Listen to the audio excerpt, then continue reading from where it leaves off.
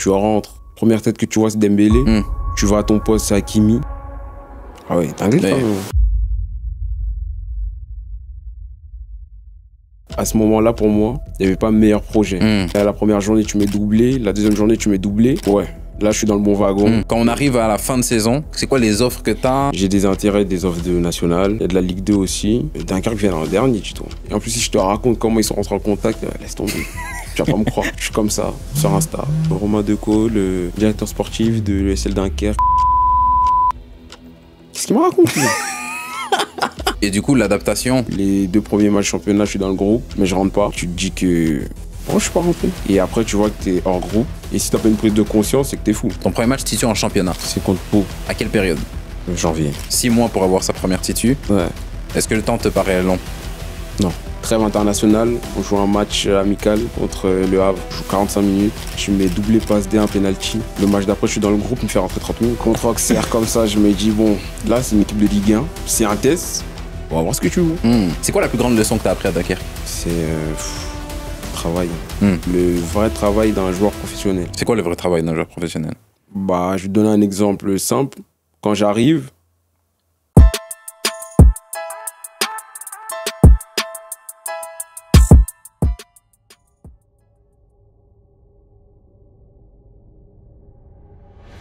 Marco, bienvenue au cœur du jeu. ah, merci, merci. Ça fait 2 ans depuis les derniers épisodes. Ouais. Il y a plein de choses qui ont changé. La dernière fois, on l'a fait en visio. Ouais, déjà là, Là c'est plus je pro. suis dans de bonnes positions. Je sens que voilà, qu'il y a eu du glow, vraiment. Le glow est réel. Ah ouais, vraiment. Ouais, un bon setup, des petites LED. On essaye de bien faire les choses. T'as globe de ton côté, on a essayé de faire notre bout de chemin du nôtre aussi.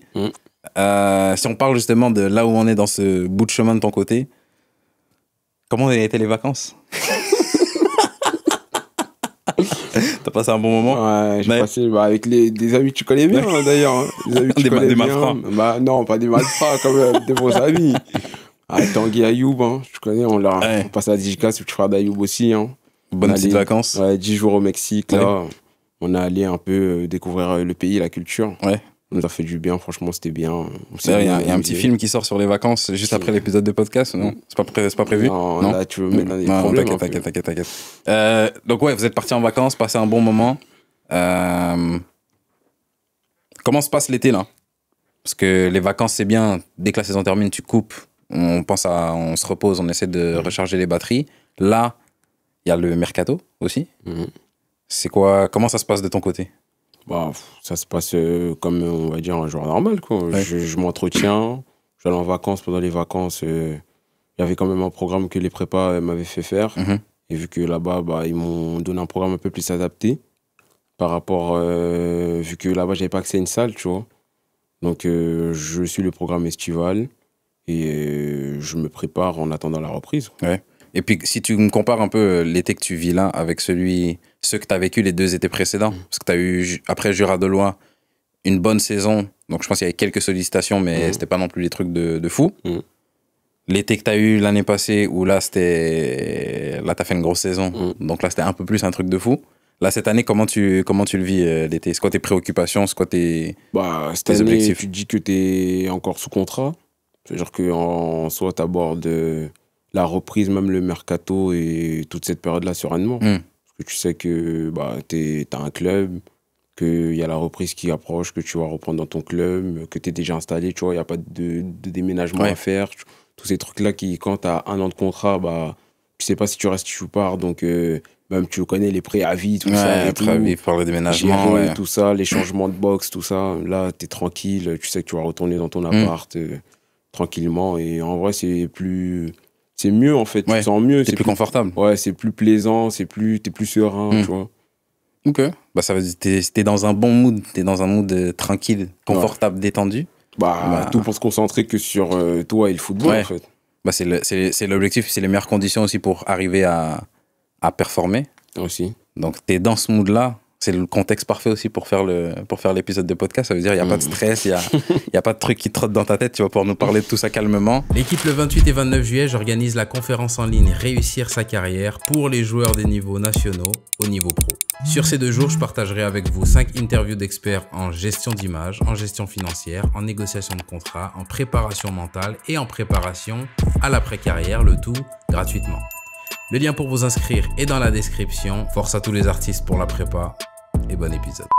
Si on repart juste après le dernier épisode qu'on a fait, parce que pour les gens qui l'ont pas vu, qu'ils aillent regarder, c'est en visio, c'est un peu moins agréable à regarder, mais qu'ils aillent regarder. On avait parlé de ton début de carrière qui était un peu plus tendu, et t'allais chercher ton premier contrat pro, il y avait une désillusion, t'avais dit fuck le foot, en gros, jusqu'à ce que t'arrives à Dole et que à l'époque t'étais à la recherche de plaisir. Ouais. Comment s'est passée cette saison? Est-ce que t'as réussi à retrouver ce plaisir-là? La saison de Dole? Ouais. Ouais, cette année-là, bien sûr. J'ai forcément, quand déjà tu reprends du temps de jeu, tu vois, tu joues avec le groupe de qualité aussi qu'on avait. Ouais. C'est-à-dire que même à l'entraînement, tu prends du plaisir, quoi. Ouais. Ça joue bien à tous les postes, avec tous tes coéquipiers. Il y avait du niveau à l'entraînement, en match, et de plus aussi avec le contenu de Val qui fait que quand tu arrives en match, les adversaires se donnent plus, donc forcément le match il est plus... Il y a plus d'intensité et tout, ouais. Tu vois, les adversaires ils sont pas là pour se faire marcher dessus. Donc forcément, moi, tout ça, quand j'englobe tout ça et je fais un récap de la saison, franchement, je pense qu'à ce moment-là, pour moi, il n'y avait pas meilleur projet. Parce que quand je reprends, en fait, je suis, comme j'ai dit, à la recherche du plaisir, mais sans ambition de plus derrière. En fait, mon premier critère principal, c'est de prendre du plaisir. Et que c'est que comme ça que je vais être bon, mais c'est surtout prendre du plaisir, malgré que ça soit de la N3, que ce soit au fin fond de la Bourgogne-Franche-Comté. Moi, c'était mon plaisir avant tout, et c'est ce que j'ai fait. Et je pense que sans ça, il n'y a pas ce qui arrive et ce qui découle derrière. Tu vois. Donc ouais, tu retrouves ce plaisir-là, et c'est l'élément déclencheur pour tout ce qui se passe après. Ouais. Est-ce que tu arrives à peut-être me donner un exemple concrètement de qu'est-ce que ça fait de... Qu'est-ce qui était mort avant que tu retrouves ce plaisir-là? Et qu'est-ce qui, du coup, s'est réveillé une fois que tu as retrouvé le plaisir? Est-ce que, par exemple, tu parlais de ton ambition. Est-ce que l'ambition, ça fait partie de ces choses-là? Ou avant d'arriver à Dole, tu te dis, vas-y, je vais juste retrouver du plaisir, comme tu as dit, sans rien derrière. Ouais. Et une fois que tu retrouves le plaisir, tu te dis, attends, là, j'ai retrouvé du plaisir. Ok, vas-y, j'ai envie d'aller chercher le contrat pro, par exemple. Ou de recommencer à voir plus haut. Ou la réflexion, elle n'allait pas jusque là. La réflexion, elle est allée surtout que tu reprends... En fait, je me disais que... mais j'ai peut-être arrêté, mais en fait, je suis toujours bon, en fait. Je suis toujours bon. Ouais. Que je suis pas, on va dire, je suis pas fini, quoi. Ouais. Donc, je reprends du plaisir. Ah ouais, j'ai fait une saison comme ça, N3 et tout. On a joué des N2 en Coupe de France, etc., même à travers des matchs amicaux et tout. Ah ouais, en fait, c'est bon, je suis toujours là, j'ai le niveau et tout. Donc, on se projette pour l'année prochaine, mais en fait, tu reprends surtout confiance en toi. Ok. Et après cette saison-là, tu vois, tu fais un pas de côté, ça dépend qui regarde. Pour moi, c'était un pas de côté en allant à Saint-Priest. À ce moment-là, tu te dis pas, il faut absolument que j'aille toucher une N2 ou il faut que je retourne au-dessus ou... Il y en avait, hein. Franchement, sans te mentir, il y avait 2-3 sollicitations de N2. Mais comme on m'a toujours dit, et surtout à ce moment-là, et avec ce que j'ai vécu avant, il faut aller là où on te veut. Et où on te montre qu'on te veut. Ouais, je vois. C'est-à-dire que quand on est en fin de saison à Dole, même pas une semaine après, quelques jours que je suis remonté à Paris, Saint-Priest, ils me font venir à Saint-Priest pour me faire visiter les installations. Tout ça, je parle avec le président, le directeur sportif, le coach. Avant même d'avoir signé. Avant même, et ils me font venir les 3, et quand j'arrive, les 3 sont là, et on parle au moins pendant 1h, 1h30, on parle, on Opération séduction. Oui, ouais. tu te fais draguer, mais tu sais surtout que quand ça arrive en début de mercato comme ça, et qu'ils font cette démarche-là envers toi, et qu'ils te font venir, ils te truquent, ils te disent que oui, voilà, on veut te faire jouer comme ça, nanani, moi je suis un coach qui fait jouer comme ça, j'aime bien les ailiers de ton profil, etc. Tu te dis que vaut mieux aller dans une autre... Et en plus aussi, il y avait les conditions, les installations. Ouais, c'est du sérieux, c'est vrai. Ouais. Il y a une salle de muscu, tu vois, il y a un intendant qui te lave tes affaires, t'as ton casier, tu vois, t'es quand même pour un club semi-pro ou amateur, t'es dans de très bonnes conditions pour de la N3. Donc tu te dis que vaut mieux aller dans un projet où on te veut et qui réunit tous ces critères-là, plutôt que d'aller en N2, où tu vas être le mec qui vient de N3 et pas forcément le premier choix, on ne te veut pas vraiment, tu vois. Et je fais ce choix-là et je le regrette pas. Donc clairement, quand on voit la suite, de toute façon, il n'y a rien à regretter sur le choix. Avant qu'on parte sur la saison à Saint-Priest, il y avait j'en ai parlé avant, là, un moment de la fin de saison à Dole sur lequel je voulais revenir parce que je l'ai vécu de l'intérieur. Pour moi, le coach, il a foiré. Mais je comprends son choix et je voulais savoir qu'est-ce que tu penses de la situation. Donc, en gros, ce dont je parle, pour les gens qui nous écoutent, c'est qu'à la fin de saison, à Dole, on est dans la course au maintien et on a un match... Non, titre. Oui, pardon. Titre. C'est les 2 ans que j'ai vécu là. Je suis traumatisé. Ça ressort tout seul. On est dans la course pour le titre à quelques journées de la fin et on joue Mâcon qui sont les premiers. Ouais. Donc le match potentiellement le plus important de la saison. Oui. Il faut mettre les meilleurs joueurs sur le terrain. Pour moi, tu fais partie des meilleurs joueurs de l'équipe. Le coach te met sur le banc. À l'époque, comment tu le vis? Ouais, je le vis mal. Ouais, là, sans fil, je vis mal parce que, bien sûr, des matchs comme ça, avec des enjeux comme ça, quand toute la saison, on sait que l'objectif, c'est de monter. Et le match, t'es là, t'es pas dans le 11 qui tue, mais t'as envie de te tirer une balle. J'ai envie de me tirer une balle. Je me disais...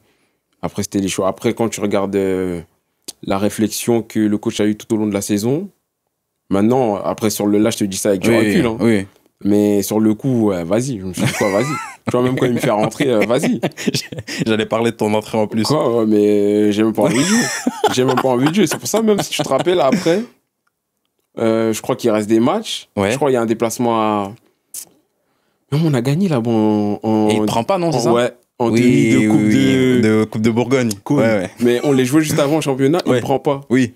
Et il vient me voir et tout, il me punit, il me dit que ton entrée contre Mâcon, inacceptable inacceptable, t'avais pas envie et tout. Bah oui, j'avais pas envie. Parce que j'avais envie de jouer. Ouais. Et genre, c'est une réaction que je pense, j'aurais pas dû avoir parce qu'au final, ça m'a pénalisé, j'ai pas été pris dans le groupe le match d'après. Mais que, en fait, quand tu regardes comment ils nous géraient, nous tous, tu dis que le match de Pontarlier, j'étais titu. J'ai joué tout le match. Oui. Et que, par exemple, Ayoub était sur le banc ce match-là.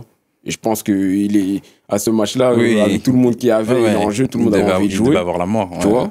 Et je me suis dit que là, maintenant, en fait, que c'était à mon tour. Qu'en fait, c'était peut-être pas forcément en termes de niveau, mais qu'ils nous géraient comme ça, et que là, c'était à mon tour d'y aller. Et voilà, j'y suis allé, quoi.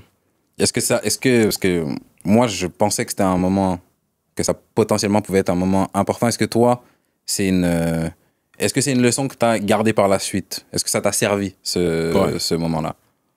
Et même après combien... Là, tu me dis qu'avec le recul, tu arrives à comprendre même la vision que le coach avait à ce moment-là. Après combien de temps tu as ce recul-là? Parce que je me rappelle même la semaine qui suit. Non. Les jours qui suivent, la semaine qui suit, t'étais pas dans un bon mood. Je t'ai dit ça maintenant, mais la semaine qui suit et tout, je fais... Non, je m'entraîne bien, je crois. Hein. Je crois que je m'entraîne bien. À vérifier. Ouais, je sais plus, mais en tout cas, je pense pas que je suis catastrophique. Non, pas catastrophique, mais je me rappelle que c'est resté en travers de ta gorge. Oui. C'est pas, t'as la frustration le jour de match, et le lundi t'arrives et tu dis, ouais, les gars, j'ai déconné, j'avoue que le coach avait raison. Franchement, je me connais, ça n'existe pas. Tu sais, ça, c'est que je suis devenu un autre joueur, je sais pas, je suis devenu dev central, je sais pas, je joue, j'ai fait ma carrière, je m'en fous du foot. Mais c'est pas possible que je joue pas le samedi, et le lundi, j'arrive, je suis tout sourire, comme si non, ça, c'est pas possible. Ok. Donc, ouais, il y a ce moment-là, la saison se termine, on rate la montée. Parce que t'es rentré et t'avais pas envie de jouer. Non, c'est pas de ma faute. Merci pour ça. C'est pas de ma faute. L'été, tu pars à Saint-Priest. À la saison, quand t'arrives au début de cette saison-là, t'as retrouvé du plaisir. C'est quoi l'ambition? Est-ce que t'as un objectif au début de cette saison-là? Mis à part le fait que t'es dans un projet ambitieux, tout le monde sait que Saint-Priest, à cette saison-là, a l'objectif de monter. Ils font un gros effectif, etc. Donc, il y a l'objectif collectif. Est-ce que toi, tu recommences à avoir quelque chose en tête où tu te dis, maintenant, je suis dans telle trajectoire. C'est là que je vais arriver. C'est plus des objectifs personnels envers moi-même, où je me dis que je suis dans un club qui a pour ambition de monter. L'année dernière, j'étais dans une équipe qui avait aussi l'ambition de monter. On l'a loupé. Est-ce que cette année, je vais être le joueur qui va leur permettre de monter? C'était surtout ça, que je suis offensif.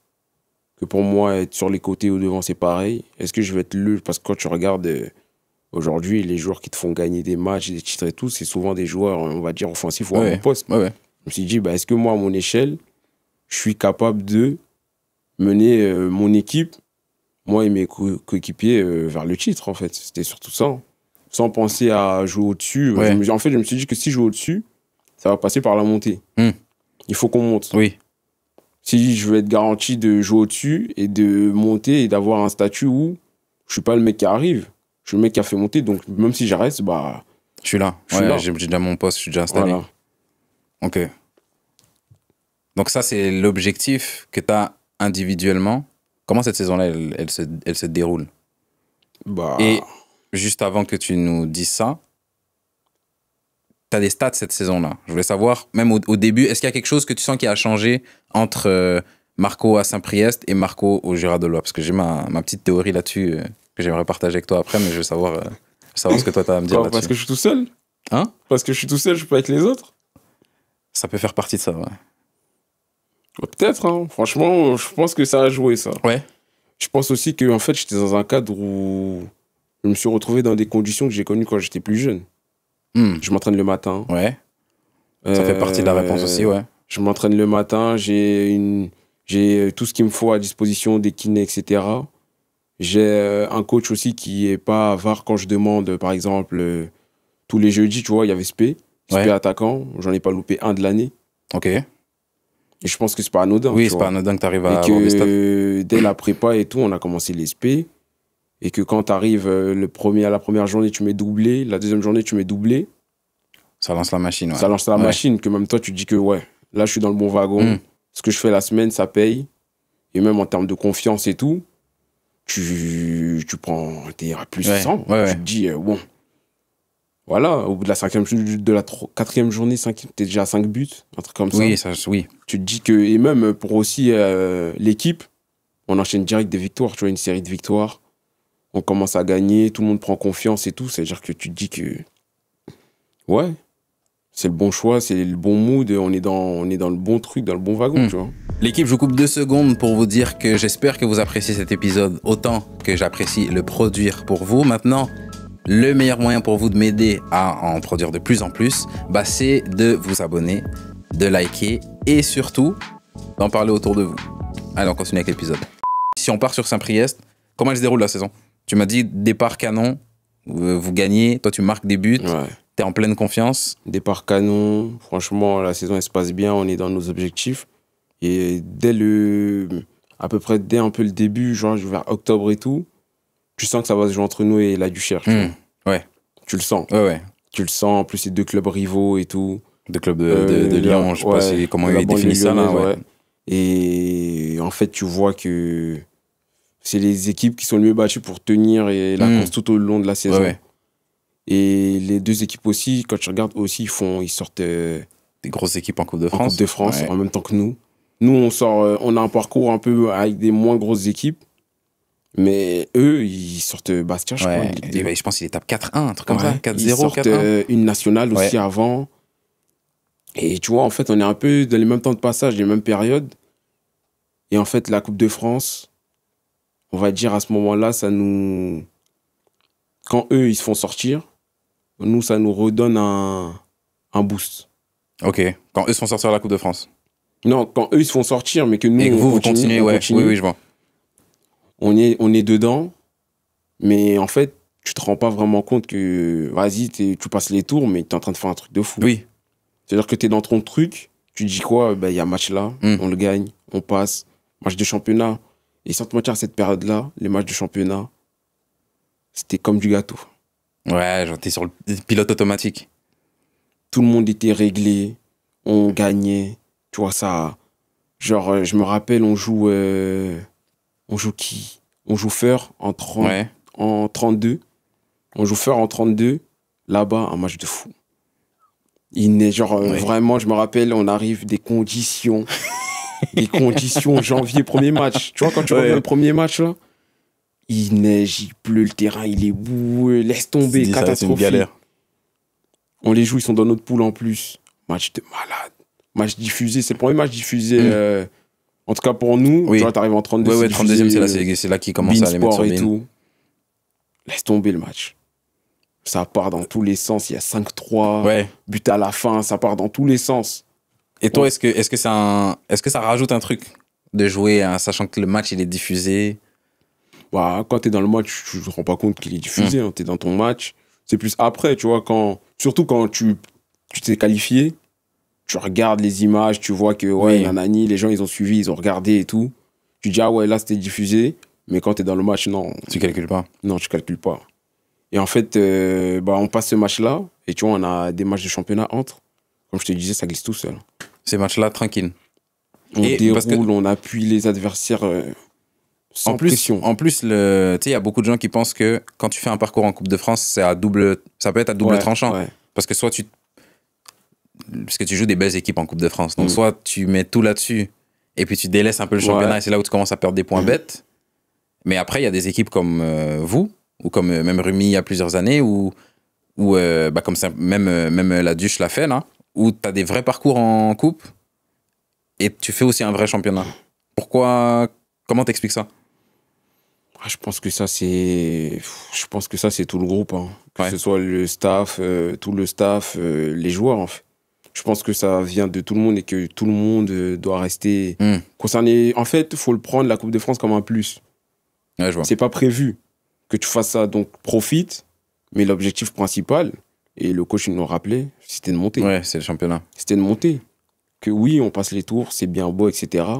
Mais qu'une fois que ça s'arrête, faut pas oublier l'objectif, ou pendant qu'on est en train de vivre ce rêve-là, faut pas délaisser le championnat, parce que dès que ça finit, tu retournes à ton travail quotidien. Ouais. Parce que quand on sort contre Valenciennes, on a un match en retard, 3 jours après, genre on joue mardi ou mercredi, on déplacement à Espali. Je peux te dire que tu passes d'un match diffusé à un 8e où le stade était plein à craquer. Là, tu arrives à Espali, je crois qu'il fait 1-2 degrés, il caille, il n'y a même pas 200 personnes là, il n'y a pas de bruit. Il n'y a pas de bruit. Et ce match-là, en plus, tu regardes, on n'arrive à rien. Je crois que c'est la seule fois en championnat de la saison où, tu vois, le coach fait tourner, je suis sur le banc et tout, je regarde, on n'arrive à rien. À rien du tout, mais quand je te dis à rien. À rien, on se prend but à la retour des vestiaires, on se prend but 1-0. Tu te dis c'est mort en fait. Je me dis ah ouais, c'est pas une légende le truc. Mais à ce moment-là, le coach trop marrant, il fait quoi? En gros, moi j'étais à l'échauffement avec un autre attaquant qui était le titulaire à ce moment-là, cette année-là. Il nous avait mis sur le banc, tu vois, il avait fait jouer d'autres joueurs et tout. On prend le but comme ça. Il vient à peine nous envoyer à l'échauffement, il se tourne comme ça. Laisse tomber. Oublie l'échauffement. La scène trop marrant, genre. On prend le but, tac, ça se replace, il se tourne comme ça, accéléré. Même pas en 2-3 minutes, on était sur le terrain. J'ai les pieds congelés. Je suis comme ça. Genre, les mains dans les manches, là. Ah, ça, c'est pas bon signe. Je me dis, ça, c'est pas bon, là, c'est soit mon premier ballon, je le joue bien, il se passe bien, soit on était catastrophique. Catastrophique, premier ballon. Je sais pas si je le joue bien ou c'est mon partenaire. Mais tu vois, je casse une passe à l'intérieur. Je sais pas si c'est le terrain. Normalement, il doit l'avoir, il l'a pas. Je me dis, aïe, aïe, aïe. Ouais, bizarre. Bizarre. Et après, deuxième ballon, je fais une passe D qui est sifflé hors jeu. Je crois, troisième ballon, je marque. J'égalise. Et à la fin, on gagne 2-1. Et c'est l'autre attaquant qui met le but. Ah, ok.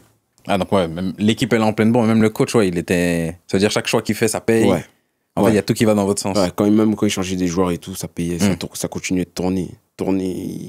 Et en plus, à chaque fois qu'il changeait des joueurs, le joueur qui change, il marque ou il fait une passe. C'est comme tu as dit, tout le groupe, il est important. Et je pense que même un facteur qui fait que... Je pense que les équipes qui arrivent à assumer Coupe de France et championnat, tout le monde est concerné, mais aussi tu as un groupe étoffé. Ouais. Ça veut dire que tu peux aller jusqu'à 17, 18... T'as 18 mecs qui peuvent être titulaires. Quand t'es dans des équipes où t'es à 12, 13, c'est que dès que tu fais tourner 2 gars, tu baisses de niveau. Ou et puis c'est là où tu commences fais des remplacements. C'est chaud. C'est là où ça commence à perdre. Et je vais savoir, tu sais, t'as le match de Valenciennes avant. Tu me dis dans tout ça que toi, tu te projettes pas plus haut. Moi, qui te regarde de l'extérieur, à partir du moment où je joue avec toi, et c'est pour ça que je trouve ça marrant de contraster les deux, parce que au final, le regard extérieur, il compte pas. Moi, ce que je pense de toi, on s'en tape au final. Mais moi, quand je te regarde, ma question, c'est genre, quand est-ce qu'il retourne en haut? Il n'y a que ça que j'attends. Genre, moi, j'ai joué avec toi, je me dis, lui, il doit pas être ici. Donc, quand je te regarde de l'extérieur, je me dis, quand est-ce qu'il retourne en haut? Tandis que toi, tu fais ton chemin et que tu joues tes matchs tranquilles, ma question, à chaque fois que je pense à Marco, c'est quand est-ce qu'il retourne en haut? Je dis tout ça pour arriver au match de Valenciennes, où tu joues contre une équipe d'en haut. Ouais. Et là, je me dis, là, il va venir. Il va montrer que normalement, il doit être en haut. Ce match-là, toi, comment tu l'abordes? De savoir que là, tu vas jouer contre une équipe professionnelle, que c'est un niveau où tu dirais pas non, personne dirait non d'y être. Ouais, comment tu l'abordes ce match-là? Est-ce que ça joue dans ta tête aussi? Forcément, genre, je veux pas dire que ça joue pas. Bien sûr que là, tu joues une Ligue 2. Ça n'a rien à voir avec les équipes que tu as pu affronter dans ton parcours ou même quotidiennement. Et j'ai pas eu non plus l'occasion de jouer 50 matchs contre des Ligue 2. Donc forcément, ça joue. Mais après, je me dis que si je me prends trop la tête avec ça, je vais faire un mauvais match, tu vois. Je vais faire un mauvais match parce que je sais que le coach aussi, il avait essayé de mettre des choses en place la veille tactiquement. Et qu'à un moment donné, je sais que j'avais demandé la balle comme je sais le faire. Il m'avait dit que non, le fais pas. Parce qu'en gros, là, demain, on joue une Ligue 2, ça va pas passer. Tu vois, ça va pas passer, le fais pas. Demain, tu peux pas prendre le décrocher, éliminer 2 joueurs et passer et tout. Ça va pas passer et tout. Donc à ce moment-là, quand il me dit ça, je me dis, ouais, peut-être il a raison. Mais demain, tu vois, genre pour demain, vas-y. Demain, je fais ce que je sais faire. En gros, je vais pas me. Si demain ça arrive et que mon instinct me dit de faire ce que j'ai à faire, je vais le faire, tu vois. Et je vais pas me brider pour autant, que ce soit une Ligue 2 ou pas. C'est un niveau auquel j'aspire retrouver. Donc je vais pas y aller me brider contre eux, justement. Au contraire, tu vois. Et le match, quand il se déroule, est-ce que quand tu ressors de ce match-là, tu as des réponses sur là où tu veux aller, sur le niveau que tu as au moment où tu joues le match? Genre, est-ce que tu utilises ce match-là un peu pour te situer, pour te dire, OK, je vois aussi ce que je devrais réussir à faire si je veux performer en Ligue 2, etc. Est-ce que tu as des leçons que tu tires du match? Quand je sors du match, enfin, 1-2 jours après, je me dis que ouais, j'ai le niveau pour jouer en Ligue 2. Que les joueurs que j'ai eu en face de moi, j'ai pas vu des joueurs qui étaient au-dessus de mon niveau. En tout cas, moi, c'est mon opinion à moi. Après, d'autres diront que je me trompe ou que je sais pas. Mais en tout cas, moi, dans mon fort intérieur, je me suis dit que ouais, j'ai le niveau pour jouer à ce niveau-là. En tout cas, contre ces équipes-là. Ok. Ouais, donc ça te donne quand même une réponse sur ton niveau. Et donc, vous vous faites éliminer. Vous continuez la course au titre. Ouais. Parce que vous n'êtes pas mon club à moi. Donc, c'est pas la course au maintien, c'est la course au titre. Comment elle se termine, la saison? Du mieux possible. Franchement, du mieux possible. On arrive... on joue le coude à coude. C'est-à-dire qu'on passe devant, il passe devant, on passe devant, il reste devant, on est derrière. Ouais. Quand on passe devant, on a l'occasion de les distancer, on perd, il repasse devant. Mais on arrive aux 4 ou aux 5 dernières journées de championnat. Là, on ferme. Tu vois, pendant que je pense qu'il faut encore un ou des demi-faux pas, tu vois, parce qu'à ce stade-là, même des matchs nuls, ça ne faut pas. Quand on se tient à 1 point, il reste 4-5 journées max. Il faut gagner les 4 matchs. Il faut gagner. Et à ce moment-là, on fait une réserve. On perd aucun match. Vous perdez aucun match? Il y a même des matchs, je crois qu'il y a un match à domicile, on prend carton rouge. Et vous gagnez quand même. On gagne 3-0, tu vois, genre... C'est le truc du champion. Tu vois, il peut tout, à ce moment-là, vraiment, même j'ai senti que l'équipe et tout le monde, il peut tout nous arriver. Ça va bien se passer. On va gagner. Ça va bien se passer, on va gagner. Est-ce que tu t'arrives à mettre un doigt sur la différence, justement, entre cette équipe-là, qui est dans le finish et qui termine l'année en gagnant, et nous, quand on était dans le finish et qu'au final, on a floppé? Je pense que c'est... je pense que déjà, c'est qu'il y a une continuité. Déjà, je pense de la part du coach Napo, qu'il y avait des joueurs sur lesquels il s'appuyait. Oui, je vois. Et que, en fait, tu vois, quand tu changes tout, à un moment, ça s'enraye. Mais quand tu as des mecs sur qui tu te bases, et que c'est souvent, je sais qu'il nous avait pris en réunion, il avait pris, moi, tu vois, à ce moment-là, je ne me considère pas comme un cadre. Mais en fait, il avait pris les joueurs qui ont le plus joué. On était quoi 7-8, je crois. Et en fait, tu te rends compte qu'en fait, c'est ces joueurs-là qui ont le plus joué cette saison. Et que quand tu changes des joueurs, eux, c'est sur eux sur qui tu te reposes. T'as des titus indiscutables. Voilà, t'as des titus qui t'apportent des garanties. Parce que comme on m'a dit récemment, ça, je l'ai appris récemment, nous, souvent, les joueurs, on demande à jouer, même moi. Tu vas voir ce que je vais te montrer et tout. Mais la première demande d'un coach, c'est que toi, tu le rassures. C'est-à-dire que toi, lui, il sait qu'en te mettant, il est bien. Il a ça, c'est assuré. Tu vois, c'est pas un pari. Certes, il va faire des paris, mais il va pas faire des paris sur 11 joueurs. Oui, c'est clair. Il va en faire sur 1-2. Mais le reste, c'est des mecs en qui il a confiance, il est sûr que lui, il met... Ah, s'il hésite entre deux joueurs, bah, je vais mettre le mec qui m'apporte des garanties. Des garanties. Tu vois? Et ça, dis-toi, je l'ai appris là, il y a cette année. Et ça c'est une leçon que t'as appris cette année? Ouais, cette année, j'ai beaucoup appris. On va y arriver là, à ce que t'as appris cette année. Je pense que c'est là où j'ai le plus de questions aussi. Et du coup, quand vous arrivez à cette montée-là, on refait pas l'historique, mais t'as vécu pas mal de déceptions. À Dole, tu retrouves le plaisir. Il n'y a pas le résultat espéré, parce que c'est quand même une bonne saison, grosso modo, quand on fait les comptes. Tu termines l'année à Saint-Priest, il y a le plaisir, il y a la performance, il y a le résultat collectif. C'est quoi l'émotion à la fin de cette saison-là? Un sentiment d'accomplissement. Tu dis qu'au début de saison, tu t'es fixé des objectifs avec le club, avec toi-même, et qu'un an après, tu as coché toutes les cases. Donc, tu te dis que si tu es amené à partir, parce que tu me connais, j'allais pas partir pour partir, mais que si tu es amené à partir, tu pars avec un sentiment d'accomplissement et tu n'as pas laissé le club sur sa fin. Ouais, parce que pour moi, Saint-Priest, c'est un club de minimum national 2 et on l'a remis à sa place. C'est clair. Et l'été qui suit Saint-Priest, mouvementé? À partir de quand? Parce que même pendant la saison, c'est ça que j'allais demander. À partir de quand ça commence à être mouvementé? À partir de quand tu commences à avoir des sollicitations à gauche, à droite, tu dis ok, je fais une bonne saison et il y a des gens qui l'ont remarqué? Je pense janvier. Ok. Ça commence, mais la Coupe de France, c'est... ça a tout... Ouais, la Coupe de France, ça te met un boost de malade. C'est-à-dire que même... En fait, tu as des sollicitations, on va dire, un peu dans ta zone géographique. Oui. Mais avec la Coupe de France, là, c'est tout. Et même là, tu vois, tu parles de la Coupe de France, et je sais qu'il y a beaucoup de gens... Parce qu'il y a des gens qui se perdent un peu dans ce qui compte, au final, dans le foot. Il y a beaucoup de gens, le grand public, t'a connu et m'a connu au travers de la série de Val, des QDF.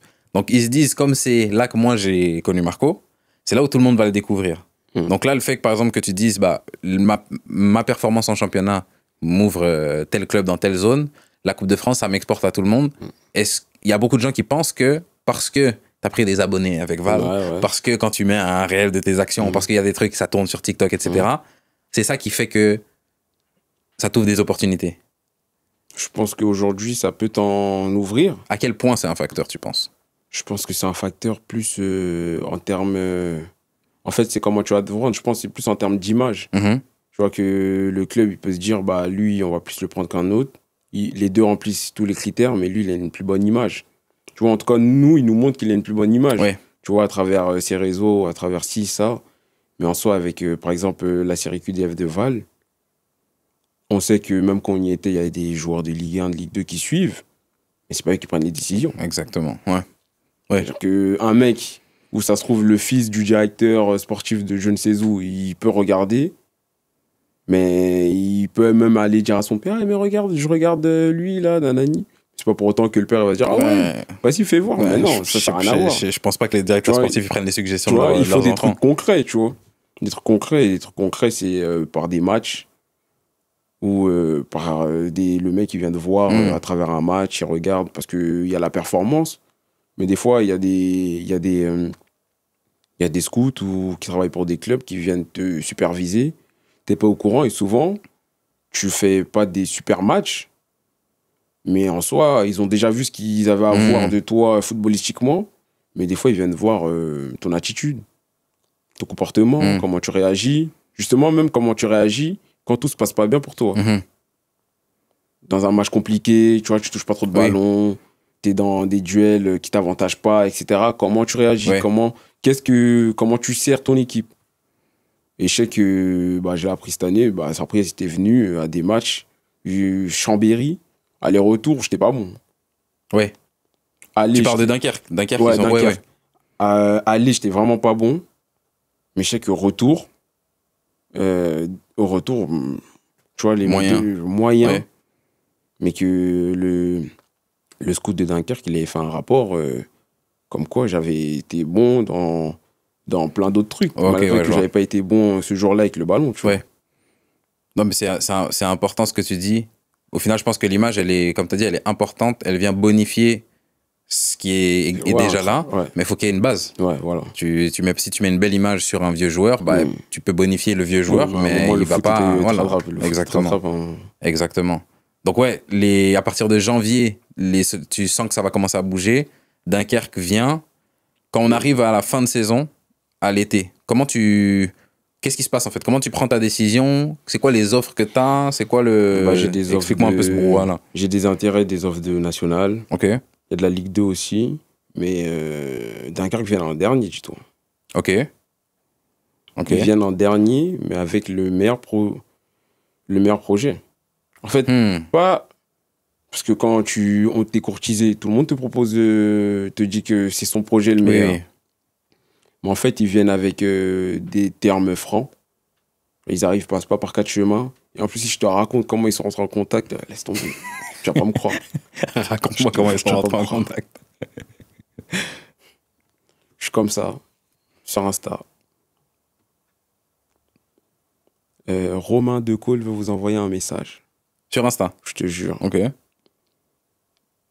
Oui, Romain Decaule, directeur sportif de l'ESL Dunkerque, nanani. Est-ce que je peux avoir votre numéro et tout? Ou un truc comme ça. Qu'est-ce qu'il me raconte? Depuis quand un vrai directeur sportif? Et pourtant, c'est une personne que j'adore. Ouais. Genre vraiment, je l'aime vraiment beaucoup. Ouais. Je m'entends super bien avec. Franchement, même au-delà de la relation professionnelle, c'est une personne que j'apprécie. Mais moi, et très professionnel et tout. Ouais. Je pense que même maintenant, ça peut approuver leur travail. Ouais, tu vois. Ouais, c'est clair. Mais comment un mec sérieux peut venir Non, c'est pas possible. Tu vois, il ment. Il ment. Ouais. Je regarde le profil. Par curiosité, je regarde. Je vois et tout, des stories dans le vestiaire, dans les trucs. Je dis quoi? Mais non. Mais il ment pas, peut-être. Ça se trouve, c'est pas un fake. Bon, de toute façon, ça n'engage à rien, ça me coûte rien. On va voir. C'est-à-dire, je lui passe mon numéro et tout. Je crois 20... Dans la soirée même, il m'appelle. Et dis-toi, en plus, dédicace, il m'appelle, il me raconte toute ma vie. Ok. Il a regardé tout, ton podcast. Il a regardé l'interview de A à Z, il connaissait toute ma vie. Ah ouais, donc ça veut dire le podcast, il sert dans le recrutement. Laisse tomber. Les mecs qui veulent trouver ceux qui veulent trouver un club. Au cœur de G, c'est l'endroit pour parler de Il me sort toutes mes anecdotes, tout de A à Z, tout. C'est-à-dire que là, déjà, tu te dis que le mec a bossé. Il a travaillé et que si il te démarche, c'est qu'il te veut vraiment, il te connaît. Et lui... Ça veut dire même qu'ils viennent te parler... Ils viennent te parler à une étape où ils ont fait un bout de réflexion de leur côté déjà. Voilà. Ils n'arrivent pas on va commencer à te renseigner sur toi. Genre, en fait, eux, s'ils viennent, ils savent pourquoi ils viennent. Oui, ok. Ok, donc en fait, même à travers comment ils me parlent, ils me présentent le projet, le coach, comment le club, les valeurs qu'eux, ils veulent dégager. Tu sens, ils savent. Et c'est pour ça qu'ils arrivent peut-être en dernier, mais ça se fait en 2-3 jours. Ok. Bien sûr, il y a aussi le truc Ligue 2 qui joue. C'est un critère. Mais tu sais que c'était... si pour moi, à ce moment-là, je pense pas que c'était le bon choix, je serais pas allé. Ouais.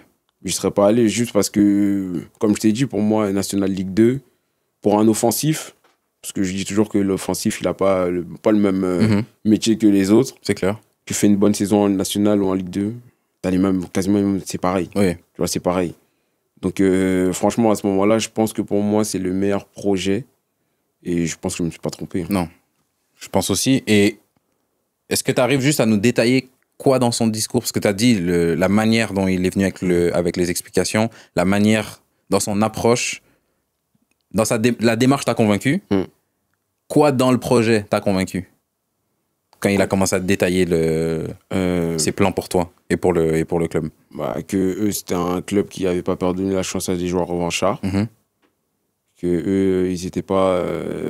ils allaient pas arriver non plus en mettant un contrat d'1 an one shot et vas-y, si tu réussis, on te donne 2 ans, tu as vraiment le temps de t'adapter, de grandir et tout. Et on sait qu'en soi, c'est plus la deuxième année où on va vraiment compter avoir des attentes avec toi. Il y a le coach aussi.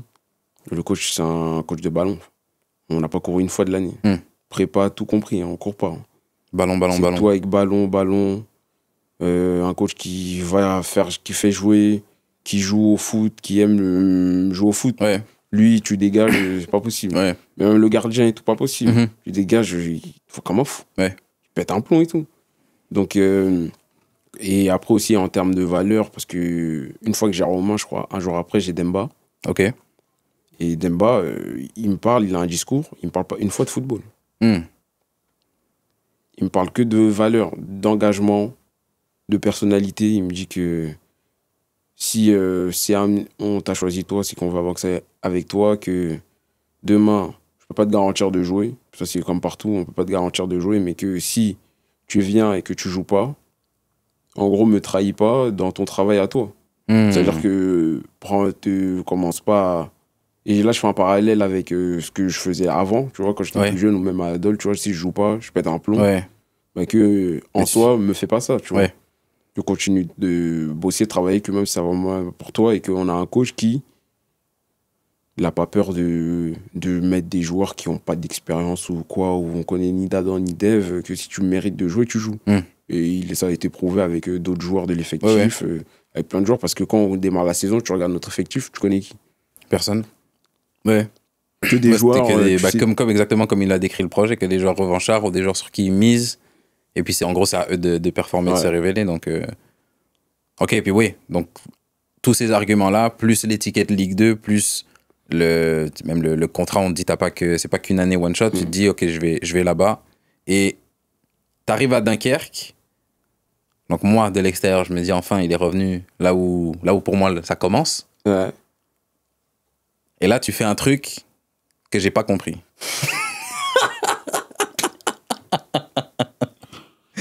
Je parle de quoi, de mon numéro? C'est pas n'importe quel numéro. T'arrives et tu prends le numéro 10. Et là, je me suis dit, ça c'est toutes les années où il a joué à Touquet. Il s'est dit, c'est moi, c'est moi. C'est moi le personnage principal. Je veux juste que tu me racontes comment ça se fait. Comment t'arrives et tu prends le numéro 10 et pourquoi tu prends le numéro 10? Bah, c'est là où tu vois qu'en vrai, c'est pas un club ou même cette année, on n'avait pas un groupe qui se prend la tête. Mm. J'arrive, je connais personne. Tu vois, le premier jour, tu vas récupérer tes équipements et tout. Et tu vois, je choisis les numéros et tout. Et je demande, il y a quoi comme numéro de libre? Tu vois, on me dit... Et en plus, le pire, c'est qu'il y a quasiment que les bons numéros de libre. Le 7, le 8, le 10, le 11. Tu vois? Et ça veut dire que... Au début, je me dis, je vais aller sur le 11. Ouais. Tu vois, c'est un numéro tu vois, qui me va bien, mon poste et tout. Mais après... T'as regardé 7, 8, 9, 10, je 11. me suis dit, il y y a personne dessus, là. Et t'as vu, avec le plus grand respect, je demande à ceux qui étaient l'année dernière. Ouais. Je crois qu'il y avait Enzo, Gaëtan Courtet. Je me demande, Gaëtan, tu prends pas le 10, Enzo, prends une personne pour. Il me dit quoi? Et genre, d'un naturel, normal, ils me disent quoi? Non, si tu veux le prendre, prends-le. Ok, ouais. Et toi, t'as dit... Donc, bah, je me suis pas gêné, genre, je l'ai pris, je me suis pas gêné, ça a dérangé personne, tu vois. Franchement, ça a dérangé personne, ça m'a pas vu comme un fou. Ouais. Tu vois, c'était normal, tu as pris ton numéro, il était libre, tu l'as pris, voilà, pas ça. Quand je t'ai vu avec le 10, je me suis dit, il est fou. Pourquoi? Je me suis dit, il est fou, mais quand tu me le racontes comme ça a du sens. Mais c'est juste, comme je t'ai dit, de l'extérieur, tu dis, mais attends, là, il vient d'arriver, il prend le 10, gros, t'as intérêt, le premier match, t'as intérêt à me faire du sale. Parce que si tu prends le numéro 10, c'est pas pour faire du sale, on va te voir en bizarre. Mais bon, comme t'as dit, c'est un autre mood, c'est une autre culture. Et on arrive à cette année à Dunkerque. C'est quoi la plus grande leçon que t'as appris à Dunkerque? Je parle footballistiquement, hein, tout en tant qu'homme. Tout. Si t'arrives à peut-être une de chaque. Et après, on ira sur comment tu les as appris, ces leçons. Footballistiquement, j'ai l'impression d'avoir pas appris un autre football.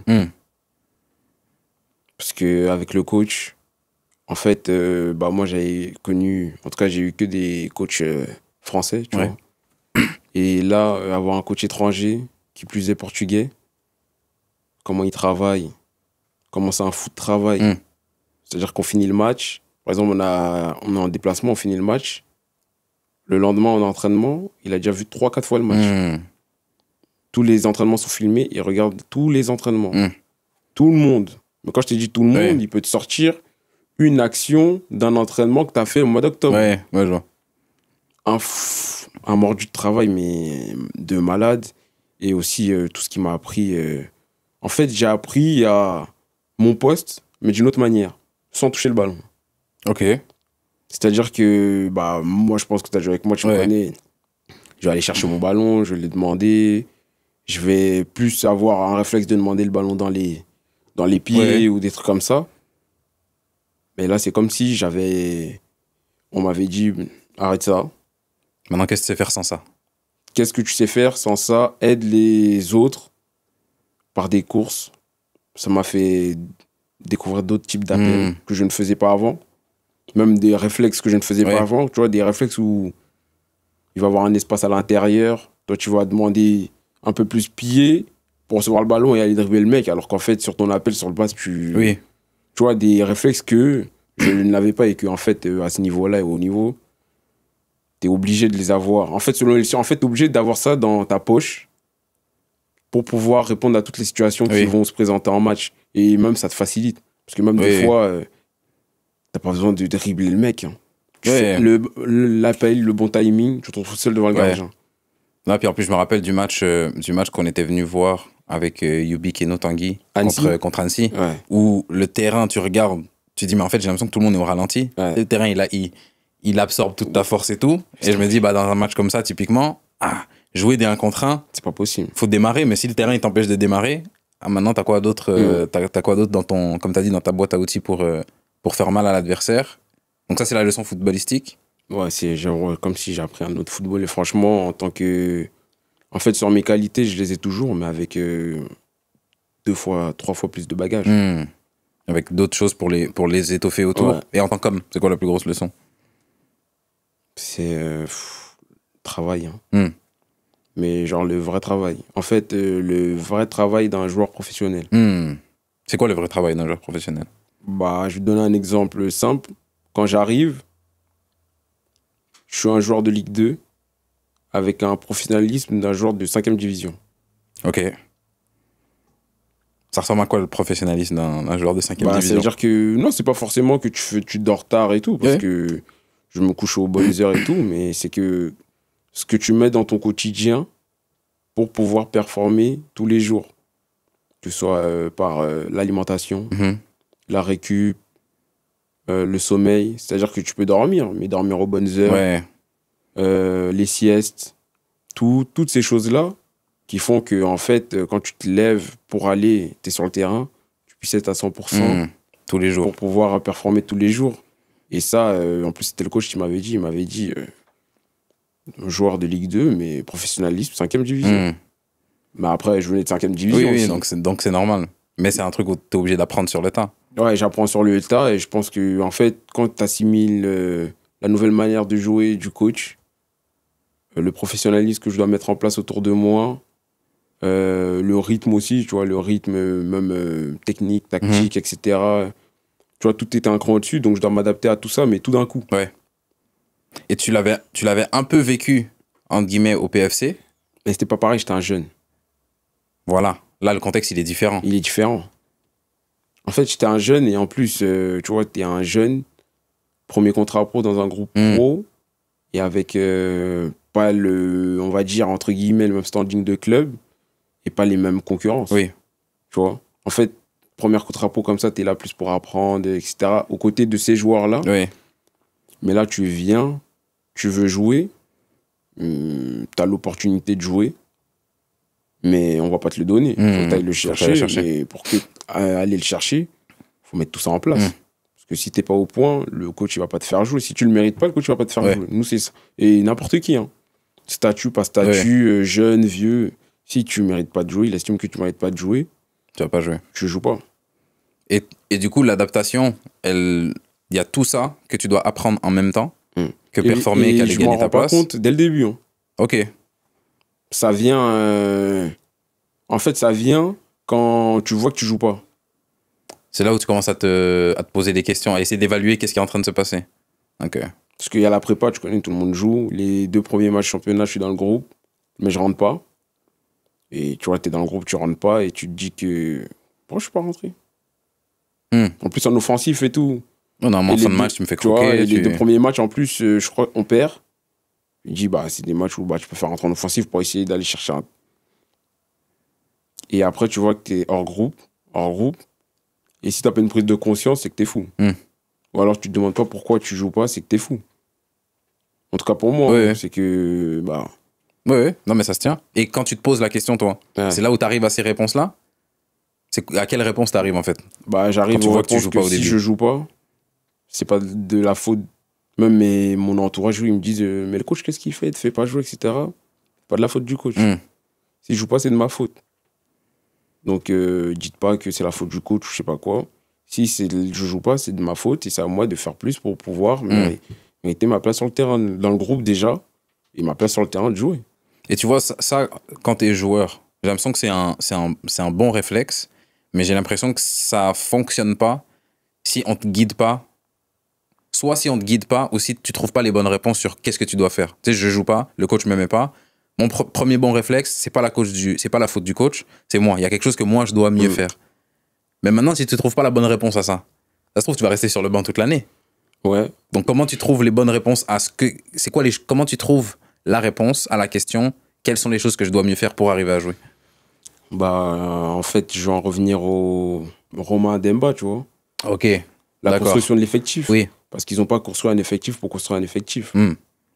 C'est-à-dire que, par exemple, moi, ces réponses-là, je les ai trouvées dans des mecs qui sont autour de moi tous les jours.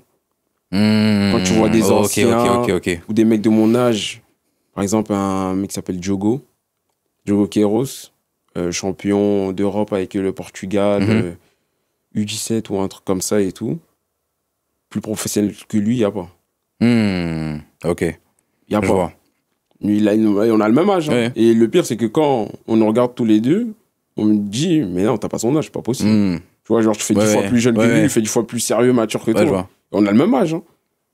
Et en gros, quand tu vois des exemples comme ça, il y en a plein d'autres. Hein. Tu vois, Alec, Gaëtan, qui met à l'entraînement malgré son âge, l'intensité. Tu vois Opa, tu vois Vincent. Je dis que tous ces mecs-là, ils sont plus vieux que toi, ils ont ton âge, ils mettent tout ça en place pour être performants et pour pouvoir jouer et garder leur place. Et toi qui joues pas, tu le mets pas. Ok, je vois. Donc, c'est pas... Limite, quand tu réfléchis comme ça, la solution, elle est évidente, en fait. Tu te dis, gros, c'est juste devant toi? C'est devant moi, en fait. Parce que, bah oui, ça t'a pris du temps à le voir, mais c'est devant toi, en fait.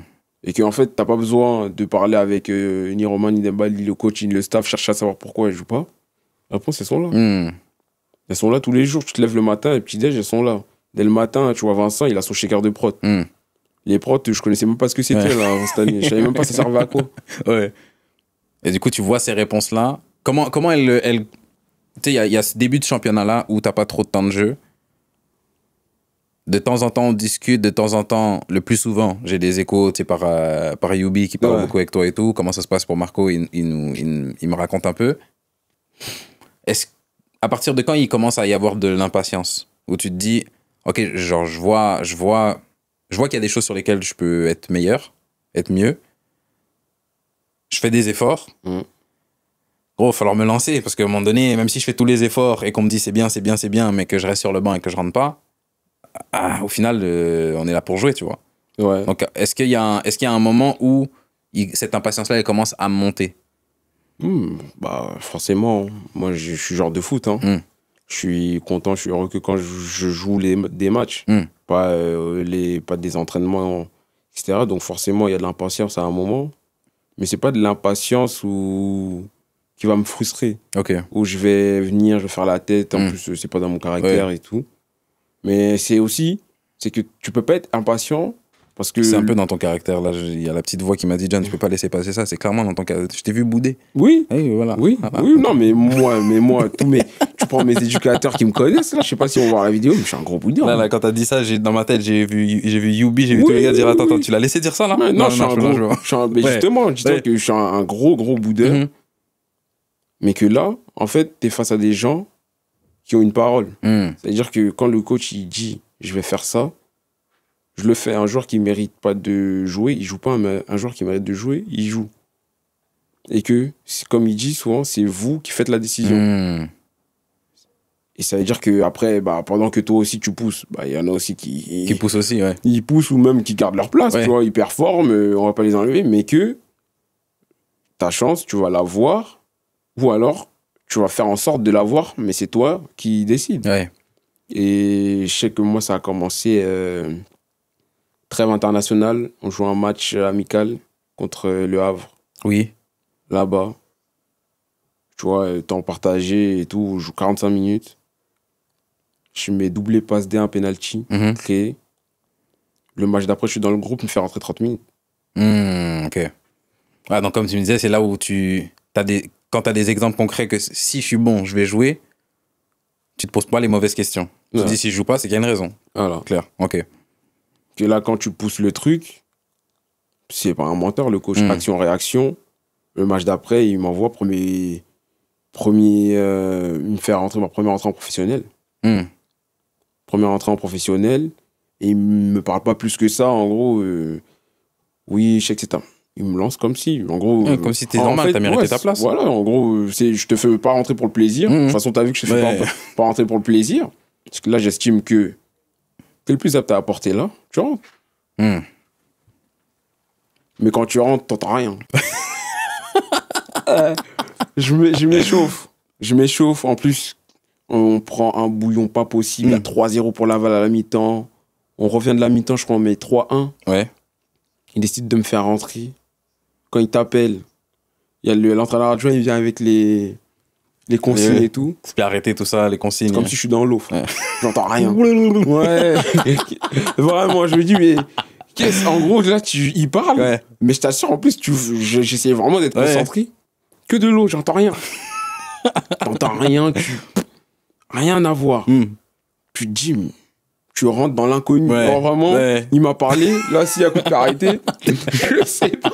Je sais pas du tout où il doit me placer. Juste, je vais me donner, c'est tout. Tu dis, putain, faut pas que ce soit mon joueur qui marque, sinon ça va me faire niquer. Je rentre. Je crois, premier ballon, je fais effort. Contre-effort. Après, je fais un appel en profondeur. KO. Quand je t'ai dit exploser, genre, je me suis dit, et je voyais Alec qui faisait des allers-retours. Je me dis quoi? Je viens de rentrer, je suis KO. Lui, il me fait des allers-retours et tout va bien et tout. Wesh, c'est quoi le délire là? Ah non, première rentrée, je suis déjà KO au bout de 3 accélérations. Mais t'es fou, mais non, je vais plus jouer. Tu te dis, putain, ça va être ma dernière rentrée.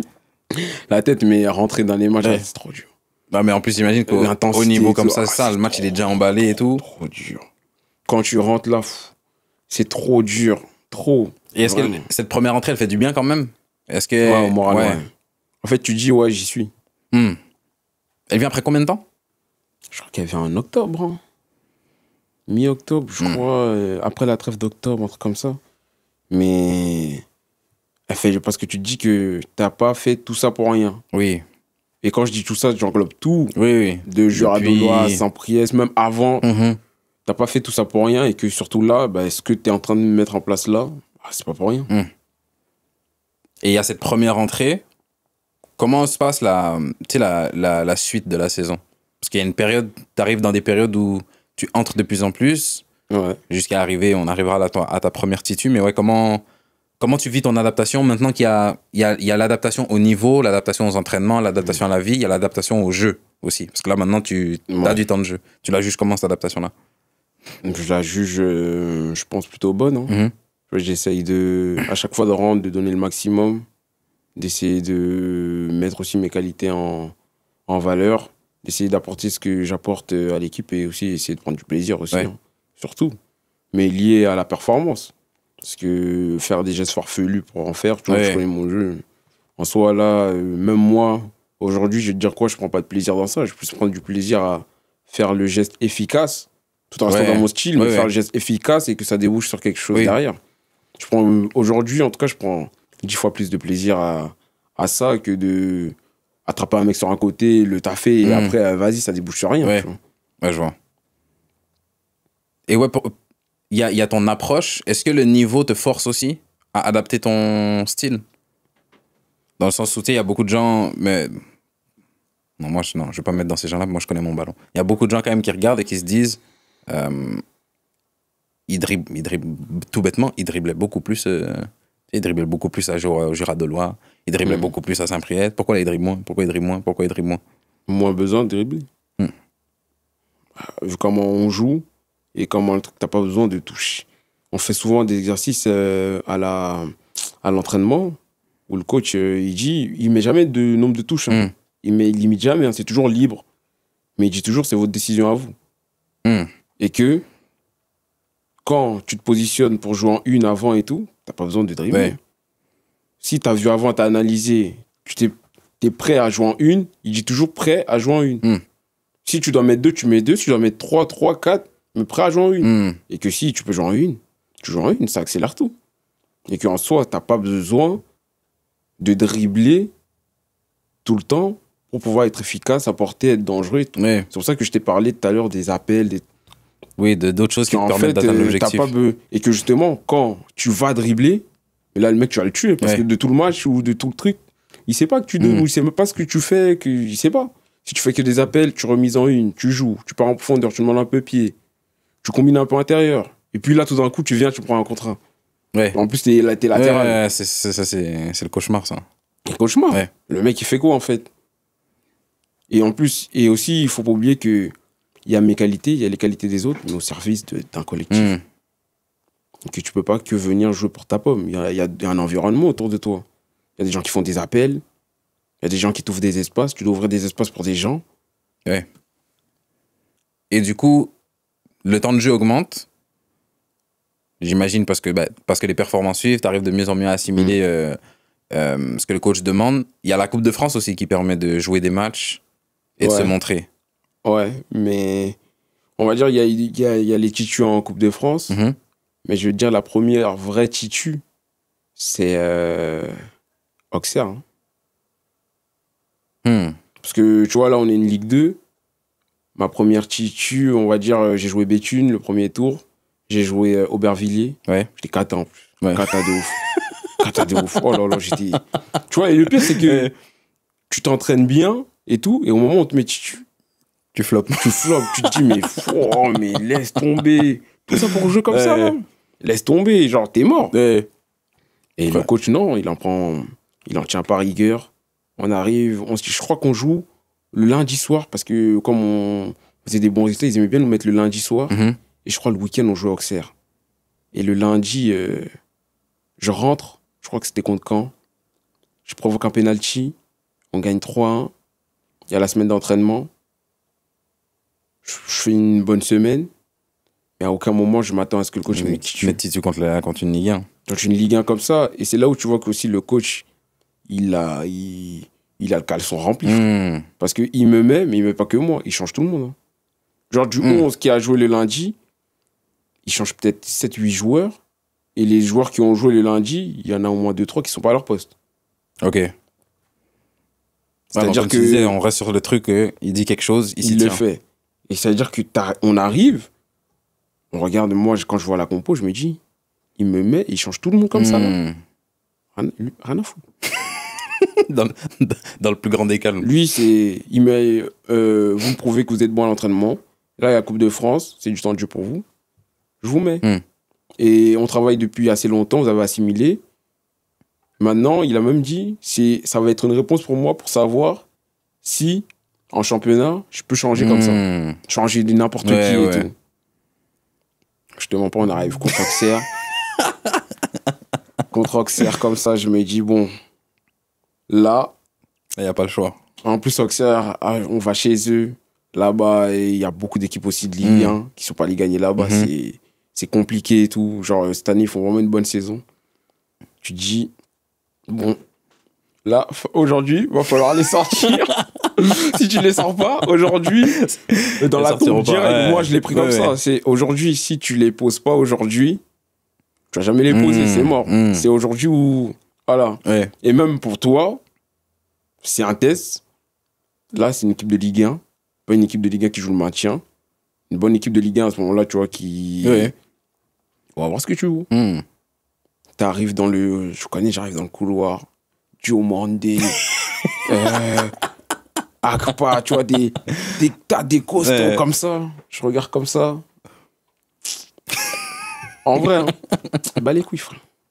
En vrai de vrai. Ouais. En vrai de vrai. Bah les couilles, frère. La tête, en gros, rien à faire. Bah les couilles, frère. Vas-y, on va jouer. On joue. Je fais un bon match. Je fais un bon match. Ouais. Je peux marquer, en plus, je rate un truc de fou. Et quand j'y repense, comment j'ai raté ça? Mais c'est une situation où il y a un coup franc. Moi, je dois fermer au point de pénalty.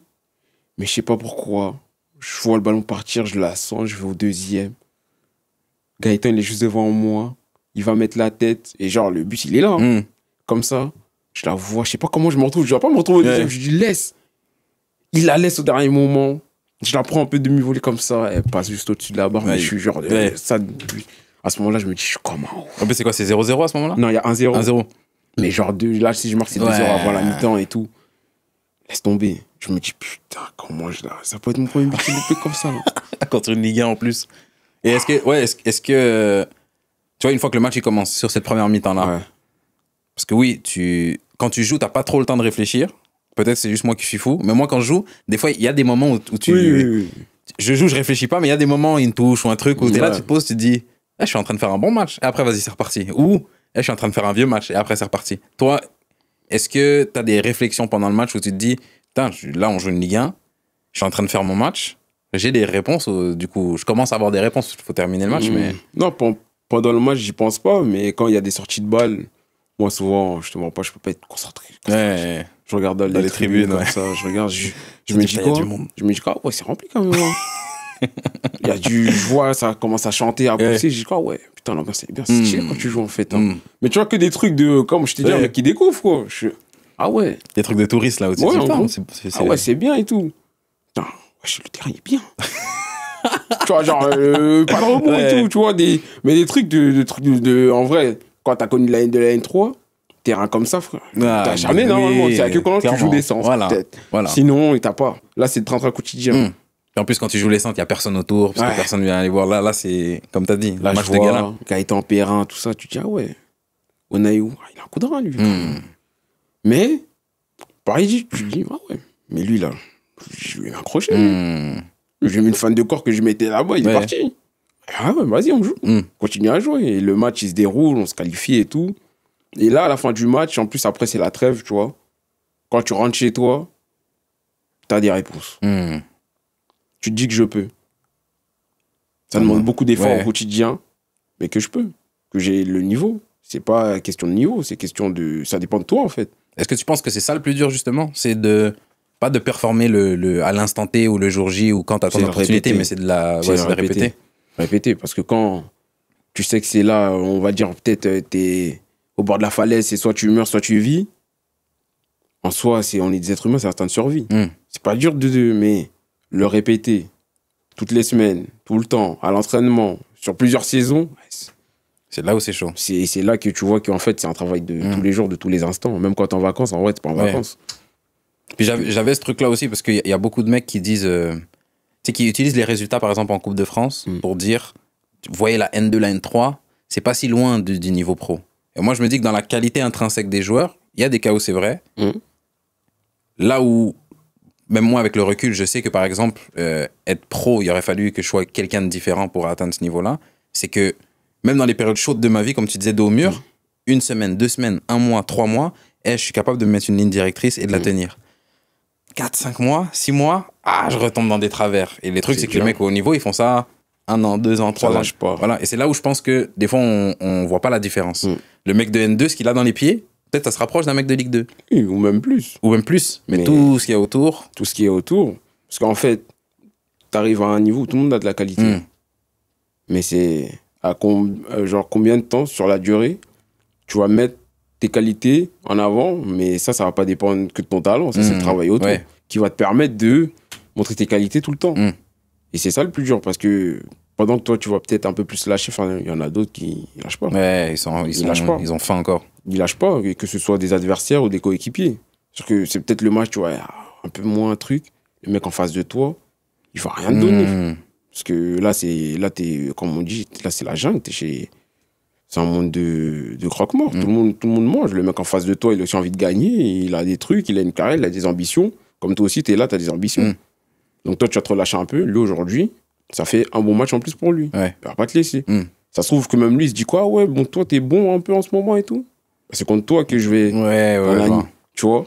Toi, en ce moment, t'es chaud, ça fait 2-3 matchs. Bah, mon match référence, toi, tu vas venir dans mon dossier. Toi, tu vas venir dans une de mes poches. Voilà, ça va être dans mon classeur de cette saison. Et voilà, c'est comme ça.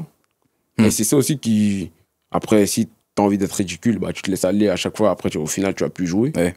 Mais quand tu te retrouves face à des mecs comme ça, t'es obligé de... Si tu veux performer, passer ces mecs-là, t'es obligé d'eux. T'as pas le choix. Et après Auxerre, parce que la Coupe de France, vous faites un vrai parcours aussi. Après Auxerre, c'est Lille ou Brest? Lille. Après Auxerre, c'est Lille. Lille. Et notre Ligue 1. Là, c'est Ligue 1, top 8, Ligue des Champions. Ça, c'est comment? Là, tu changes encore de dimension. Hein. C'est ça? Là, t'arrives, stade Pierre-Mauroy fermé. Ils l'ont fermé comme ça, rempli. T'arrives dans le couloir, backer, une armoire, meunier, à la télé, je voyais pas comment. Une armoire, Benjamin André. Wesh. On fait pas le même métier, là. On fait pas le même métier. En plus, ça me fait rire, tu sais, les mecs qui disent, ouais, les joueurs de foot, c'est pas des athlètes, tout ça. Je dis, non, à la télé, on dirait pas des... Ah, si, viens dans le couloir avant d'entrer. Je me suis regardé comme ça, je me suis dit, quoi, putain. Aujourd'hui, c'est du gros morceau. Parce que là, il avait pas fait tourner son équipe. Hein. C'est une équipe qu'il avait alignée en Ligue des Champions il y a même pas une semaine et tout. Tu sens la différence. En fait, dans l'intensité qu'ils mettent, dans tout ce qu'ils font, c'est au moins 10 crans dessus, c'est abusé. Tu vois Baker Meunier faire des allers-retours, des avions de chasse. T'essaies de les... En fait, c'est... Si t'es attentif... Genre vraiment, si... Il est déjà parti. Ouais, genre... Une seconde de flottement et... Ouais. C'est-à-dire que, en fait, soit tu pars avant, et même si tu pars en même temps, il va passer. Donc soit tu pars avant, sinon c'est mort. Tu vas pas les rattraper, ces mecs-là. Ils nous ont mis une intensité dans le match et tout. Et toi, tu vois, tu parlais des réponses que tu as en jouant, par exemple, un Auxerre. Tu en as eu la saison précédente en jouant à Valenciennes. Là, ça joue Auxerre. Là, quand tu arrives contre le LOSC, c'est quoi les leçons que tu en tires? Faut bosser. Hein. Faut bosser. Là, est-ce que c'est la première fois où tu te dis, ah ouais, là, peut-être là, ça, j'y suis pas encore? Non, c'est pas peut-être, j'y suis pas encore. J'y suis pas, parce qu'en fait, même dans... Parce que collectivement, ils nous ont... Comment ils nous... Tu refais le match 50 fois, ils gagnent 50 fois. Ouais, genre. Là, c'était ce jour-là. Mais tu refais le match 50 fois, le nombre d'actions qu'ils ratent, la domination qu'ils mettent, tous les ballons qu'ils... Moi, en tout cas, pour moi, ce niveau-là, Ligue des Champions et tout, j'y suis... Parce qu'en fait, tu vas même pas te retrouver dans des situations où tu peux leur faire mal. Ouais, je vois. C'est-à-dire tellement le problème, il est plus loin encore. Tu vois? C'est-à-dire que avant même de me jauger, genre face à un latéral Thomas Meunier, international, PSG, etc., tout ça, même pas eu de duel, frère. J'ai fait que défendre. Tu vois? J'ai fait que défendre tout le match. Je vois. Ouais. Je l'ai couru après tout le match, j'ai défendu, j'ai coulissé, j'ai fait des retours, j'ai fait des appels. Mais genre, ballon me donne comme ça, lui, il n'y a pas eu dans le match. Il n'y a pas eu dans le match. Est-ce que quand tu vois ça, tu te dis, mais attends, ça doit être quoi alors? Parce que le LOSC, ils viennent, ils vous étranglent, vous arrivez à les battre quand même. Mais ils viennent, ils sont chauds. Il y a des équipes contre qui le LOSC joue, c'est eux qui se font étrangler. Ouais. Donc est-ce que tu te dis, attends, ça veut dire que si ça, c'est là, le niveau au-dessus, c'est quoi encore? C'est le niveau des champions d'Europe, hein, je vais te dire. on va y arriver parce qu'en plus, vous les avez joués après. LOSC, vous arrivez quand même à les battre. Ouais. Est-ce que toi, dans cette période-là, parce que là, c'est la période où tu joues aussi plus, tu as du temps de jeu, tu enchaînes les matchs, tu la vis comment cette période-là? Et est-ce que c'est facile de pas s'endormir, de pas se reposer sur ses lauriers? Parce que c'est dur quand t'as pas le temps de jeu. T'as la première entrée, tu commences à avoir première, deuxième, t'arrives à enchaîner des tissus. Il y a le piège aussi, à ce moment-là où tu te dis, j'ai cravaché fort pour sortir du trou, maintenant que je suis sorti du trou, ok, c'est peut-être là maintenant que je me repose un peu, et c'est là le piège où des fois tu retombes dans le trou. Comment toi tu l'as vécu? Je pense que je me suis un peu reposé. Hein. Mais inconsciemment, tu vois, c'était pas voulu, mais que inconsciemment, tu te dis que là, tu commences à jouer. Je pense que tu relâches un peu plus les efforts au quotidien. Tu vois, tu gagnes une ligne directrice, mais t'es un peu plus laxiste. Et je pense que, ouais, à ce moment-là, tu relâches un peu plus. Parce que je pense que, voilà, c'est humain, en tout cas. Ouais. Et surtout, on reste quand même dans une année où tu apprends le niveau, tu découvres le truc. Donc, c'est normal qu'il y ait t'enchaînes des matchs de haut niveau pour la première fois. Ouais. C'est-à-dire qu'aussi, il y a le contre-coup fatigue. Ouais, où il y a l'intensité physique aussi que tu dois assumer. Ouais. Et est-ce que là, du coup, justement, tu te relâches un peu, mais est-ce que tu arrives à te relâcher moins longtemps? Parce que tu te rappelles des objectifs que tu as où tu te dis, attends. Bah de toute façon, pendant que tu relâches, il y en a d'autres qui bossent, et après, hop, tu te retrouves sur le banc, et là, ça te remet, c'est reparti. Ouais, je vois. Ça te remet le truc direct. Et puis en plus, dans un système où le coach, il est alerte et il dit, toi, t'es moins bon, tu sors, ça se fait vite, en fait. T'as pas le temps. En fait, ça te remet vite dans le truc, donc t'as pas trop le temps de t'endormir. Ok, je vois. Et puis si on continue juste sur la Coupe de France, après on fera le saut sur le championnat. Vous sortez Lille, t'as Brest. Et Brest, ça se passe comment? Brest, j'y suis pas, je fais pas le déplacement. Mais je suis à la télé. Tu vois, on a des occasions en première, quand même. On a des occasions en première. Mais tu vois, on prend au début, je crois, ils mènent 2-0. Je suis en appel avec mes potes. Mais je sais pas, et c'est pour te dire que tellement cette année, c'était une année où... Je dis quoi? Mais sans mentir. Hein. Mon équipe, elle met un but, on gagne. Je dis là, on met un but. C'est fini. On gagne. Alors que c'est 0-0. Non, alors qu'il y a 2-0 pour eux. 2-0 pour Brest. 2-0 pour eux. Action à joueur qui vient de mettre le poteau du 3-0. Non, okay. 3-0 peut-être c'est... Corner. But de Vincent. 2-1. Je la regarde comme ça, je dis quoi? Regardez bien. Genre, je leur dis vraiment, je connais mon équipe. Regardez bien, je connais mon équipe. Je sais, en plus, je crois que c'était avec Ayoub et tout, j'étais au téléphone. Peut-être qu'il y a encore les audios dans la conversation. Corner. Au pas, but, 2-2. Oh, à 2-2, je savais qu'on allait gagner. Ah, c'est à 2-2, j'étais sûr qu'on allait gagner. Corner encore, 3-2. Truc de fou. Et là c'est le quart de finale, c'est ça? Quart de finale. Et là, tu sais que c'est la demi-finale, qui va rester 4 équipes, et que potentiellement, il y a à l'époque, on ne savait pas, mais les futurs champions d'Europe. De toute façon, c'est l'équipe que tu ne veux pas avoir. Il y en a aucun là qui va me dire qu'il les voulait. On les voulait pas. Pourquoi vous les voulez pas? Hein? Pourquoi vous les voulez pas? T'as un pas de la finale, quitte à les avoir, autant les avoir en finale. Autant les avoir, ok, je vois. Oui, sur ce match-là, tu te dis, je les veux pas, oui, je vois. Tu vois, autant aller en finale. Stade de France, on joue le PSG. On joue le PSG, tu vois, et il se passe ce qui se passe. Mais ce match-là, parce que c'est le tirage le plus compliqué. Parce que t'arrives en demi-finale de Coupe de France, tu vas pas me faire croire que parce que t'es une Ligue 2, t'as pas l'ambition de la gagner. Bien sûr que tu veux la gagner. C'est clair. Bien sûr que tu veux la gagner, je suis à 1 marche de la finale. Bien sûr que je veux la gagner, c'est logique. Tirage au sort, on est tous dans la salle de vie, on se fait un repas et tout, tirage au sort et tout. Il tire en premier Dunkerque. Ça commence à faire des têtes comme ça. Cannes, Reims, PSG. Il n'y a pas 50 000 papiers à tirer. Paris Saint-Germain. Tu vois les réactions. Oh, pas il est comme ça. Tout le monde est en mode, oh non, pas eux. Parce que moi, je regarde, tu me connais, je regarde tous les matchs de foot. Et le PSG, c'est le club que je supporte. Je regarde tous les matchs. Je me dis, donc là, on va jouer contre l'équipe qui étrangle Lille en une mi-temps, de 4-0, là. Qui étrangle tout le monde, là. Parce qu'en plus, à ce moment-là, ils sont bien ici. Première partie où c'était même plus compliqué en Ligue des Champions et tout, mais là, on arrive sur le mois de février, mars et tout. Je crois que c'est les périodes Liverpool. Voilà. Tu te dis, mais non. Il va falloir y aller, hein. Contre un challenge comme ça, c'est parce que tout le monde dit ça. Moi, ça me fait marrer. Parce que les joueurs de foot, on aime bien faire les mythos aussi. Quand je suis sur le terrain, je sais que c'est moi le meilleur. Là, tu sais que tu vas jouer le PSG. Comment ne pas te positionner dans la position du mec de la victime, en gros? Non. Pas de la victime, c'est pas le bon mot parce que t'es compétiteur, mais je veux dire, t'es obligé d'accepter que c'est les favoris. Non, mais t'es obligé. Mais de toute façon, même si tu l'acceptes pas, ils te laissent pas le choix en soi. T'as pas le choix, mais on n'y est pas allé pour faire de la figuration. Ok, oui, ça c'est clair. Même dans ce que le coach a mis en place, qu'on a mis en place, on n'y est pas allé pour faire de la figuration.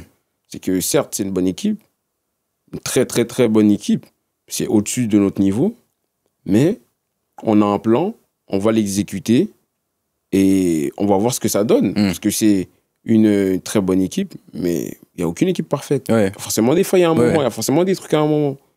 et on travaille des trucs à l'entraînement. On arrive, on voit que sur les coups de pied arrêtés, ils sont prenables. Ils sont prenables. 7e minute. Bam. Coup de pied arrêté, 1-0 pour nous. Et c'est un truc qu'on a travaillé. Ouais. Puis on sait que de toute façon, contre ces équipes-là, c'est une de tes armes, les coups de pied arrêtés. T'arrives à en avoir, faut bien les exécuter. Et tu sais que c'est un peu aussi, ils sont un peu plus attentistes là-dessus. 7e minute, Vincent, il marque. Et là, quand il y a ce premier but, c'est un truc de fou. Je suis sur le banc, c'est un truc de fou. Parce qu'on regarde comme ça. Et le pire, c'est que Vincent, on fait souvent un jeu veille de match et tout. Tu vois, c'est un jeu en une touche un peu. Où il y a 2 équipes, c'est super rapproché à beaucoup de monde et c'est du une touche. Tu vois, c'est plus pour des duels, nanani, déplacement, c'est devant la cage et tout. C'est très rapproché. Et Vincent, je l'appelle souvent Pipo, Inzaghi. Il en a mis plusieurs en plus cette saison-là, début comme ça. Il a un sens. En fait, je sais pas, mais il a un flair, un instinct. Il est toujours là où le ballon il va retomber. Je te jure. Alors, à chaque fois qu'on faisait, parce que souvent on gardait les mêmes équipes, on s'affrontait tout au long de l'année et ça parlait des trucs. Et quand j'avais Vincent, on marquage, putain. En fait, il est avec toi. Et il part même pas au moment où le mec va centrer et tout. Il part dès que tu tournes la tête. Parce que tu es obligé de prendre l'info de. Déjà, il peut rester avec toi, le mec il centre. Dès que tu fais ça, il est déjà plus là. Et il a le flair. Et il est là où le ballon il retombe et tout. Et c'est exactement. Et si tu regardes l'action, je sais pas si tu pourras la mettre, regarde. Il est avec le mec. Le mec il tourne. Il est parti. Il est au deuxième tout seul. Il reprend, barre en 30 buts, 1-0. Et je lui ai dit à l'échauffement du match, toi, aujourd'hui, je sens que tu vas m'en mettre un. Je lui dis. En plus, un but à la Pipo comme ça. À la Pipo, je lui dis, toi, Pipo, aujourd'hui, tu vas m'en mettre un. Il met un, il marque. Quand il se replace, il me fascine comme ça.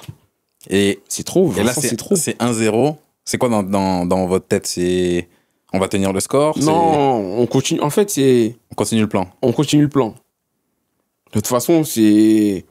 Si tu commences à. Après, il te laisse pas le choix. Mais si t'es vraiment que dans ton camp et même à des moments, t'essayes pas de un peu sortir et tout. À un moment donné, tu vas craquer. Ça veut dire que t'es obligé d'essayer de sortir et tout. Et même avec le coach qu'on a, quand il nous demande d'avoir de la personnalité, c'est contre n'importe qui. C'est-à-dire que si on doit faire du Dunkerque contre le PSG, on fait du Dunkerque contre le PSG. On joue. Il y a une action et justement, si on fait un truc qu'on travaille avec les excentrés, c'est de rentrer à l'intérieur sur un dégagement et de partir comme ça en profondeur. Et si tu regardes bien le deuxième but... Et que l'attaquant dévie. Ouais. Et c'est un truc qu'on fait et que tu vois, tu touches pas le ballon en vrai quand t'es excentré. Le mec, il se retrouve devant la cage. 2-0. 2-0. Et là, est-ce que tu te dis, putain, on est en train de le faire là. Mais la tête d'homme, à ce moment-là, tu te dis quoi? Stade de France, là. À ce moment-là, t'es en train de... Tout le monde sur le banc. Tu vois, tu rigoles. Mais tu te dis, mais non, c'est pas possible, parce qu'ils se passent en train de faire un truc de fou. Il y a quoi? Il y a combien d'équipes qui les a menées 2-0 pendant un match cette année? Si tu regardes, il y en a pas plus de, je sais pas, mais pas plus de 5. J'en suis sûr, pas plus de 5. Puis en plus, c'est un autre point, mais je me dis je sais que ça crée aussi un truc quand tu marques sur des trucs que tu as travaillé. Parce que c'est une chose, quand tu joues le match, tu sens que tu es une arnaque. En gros, il y a ce que tu dois faire, tu le réussis pas, et tu marques sur des coups du sort comme ça. Mais quand tu as dit avant le match, on va subir, mais viens, on va marquer comme ça, et que tu arrives à marquer comme ça, tu te dis, ah ouais, non, en fait, l'histoire, elle est écrite. Mais de toute façon, tout au long de l'année avec le coach, tout ce qu'il a prévu, ce qu'on devait faire, qu'on a respecté le plan, il a dit que ça allait se passer comme ça, que ça va marcher comme ça, c'est ci, ça, toujours fonctionné. Ça, je te dis que ce coach-là, en technique, en termes de football, de ma petite carrière, il n'y a pas meilleur. Ça m'étonne pas, puis de toute façon, on voit bien tout le bruit qu'il y a autour, tout le monde veut se l'arracher là, donc les gens s'y connaissent. Donc quand t'as un coach que tout le monde veut comme ça, c'est qu'il y a quelque chose derrière. Franchement, et tu te dis qu'il a fait ça avec Dunkerque. Donc si tu lui donnes des moyens de... Oui. Tu te dis qu'est-ce que ça peut donner à l'échelon supérieur ou dans un autre contexte. Qu'est-ce que ça peut donner, ouais. Mais le PSG, après sur le terrain, c'est des extraterrestres. En vrai. Est-ce que... Parce que là, on en est à la première mi-temps. Tu vois, tu dis c'est des extraterrestres. Est-ce que même physiquement, il y a une diff? Parce que moi, j'en reviens à ce truc-là où ça me saoule de plus en plus d'entendre ça dans le foot, où on enlève le côté athlète des joueurs. Parce que quand moi, je vois Hakimi, quand je vois Dembélé, les gars, techniquement, ils sont trop forts, évidemment. Ça sert à rien d'en parler. Mais le truc que je trouve dont on parle jamais, c'est que c'est des animaux. Ouais. Quand il accélère, Hakimi, il se dit, mais attends, on dirait une mobilette. Non, mais surtout, c'est qu'il te répète ça tout le match. Voilà, mais ça aussi, c'est physique. C'est trop physique. Et tu sais, et en plus, eux, ces mecs-là, ils ont l'habitude de jouer tous les 3 jours. Ils récupèrent quand? Ouais. Ils te refont les mêmes performances. Parce que je peux te dire que quand on enchaîne des semaines à 3 matchs, tu les sens, les semaines à 3 matchs. Hein, tu les sens. T'as mal partout. T'es éreinté. T'en peux plus. Eux, c'est le train-train quotidien. Les 22 gagnés, ils sont déjà préparés pour la Coupe du Monde des clubs. S'il te plaît. Ligue des Nations, après Coupe du Monde. Ouais. En fait, c'est au-delà du côté foot, aujourd'hui, un footballeur, en tout cas, à leur niveau, et même à tous les niveaux, c'est un athlète. C'est un athlète. Ouais. Parce que faire ce qu'un joueur de foot fait sur un terrain, si t'es pas un athlète, tu peux pas le faire. Pour moi, aujourd'hui, les deux vont ensemble. C'est clair. C'est vrai, elle est finie l'époque du mec qui est au mitard, qui a du bide, mais là, il a un vrai pied, mais il marche. Non. Il peut pas, parce que quand un mec, il va te faire un pressing tout le match. À un moment donné, si toi aussi t'es pas prêt physiquement, tu craques, tu flanches pendant que lui il en a encore. Et du coup, il y a cette première mi-temps, et eux ils marquent avant la mi-temps. Ouais. Ça vient tout foirer. Ah, Dembélé. En fait, en plus, tu te dis que ce but-là, c'est celui qui fait le plus mal, parce que je pense qu'à 2-0 à la mi-temps, c'est pas pareil qu'à 2. C'est clair.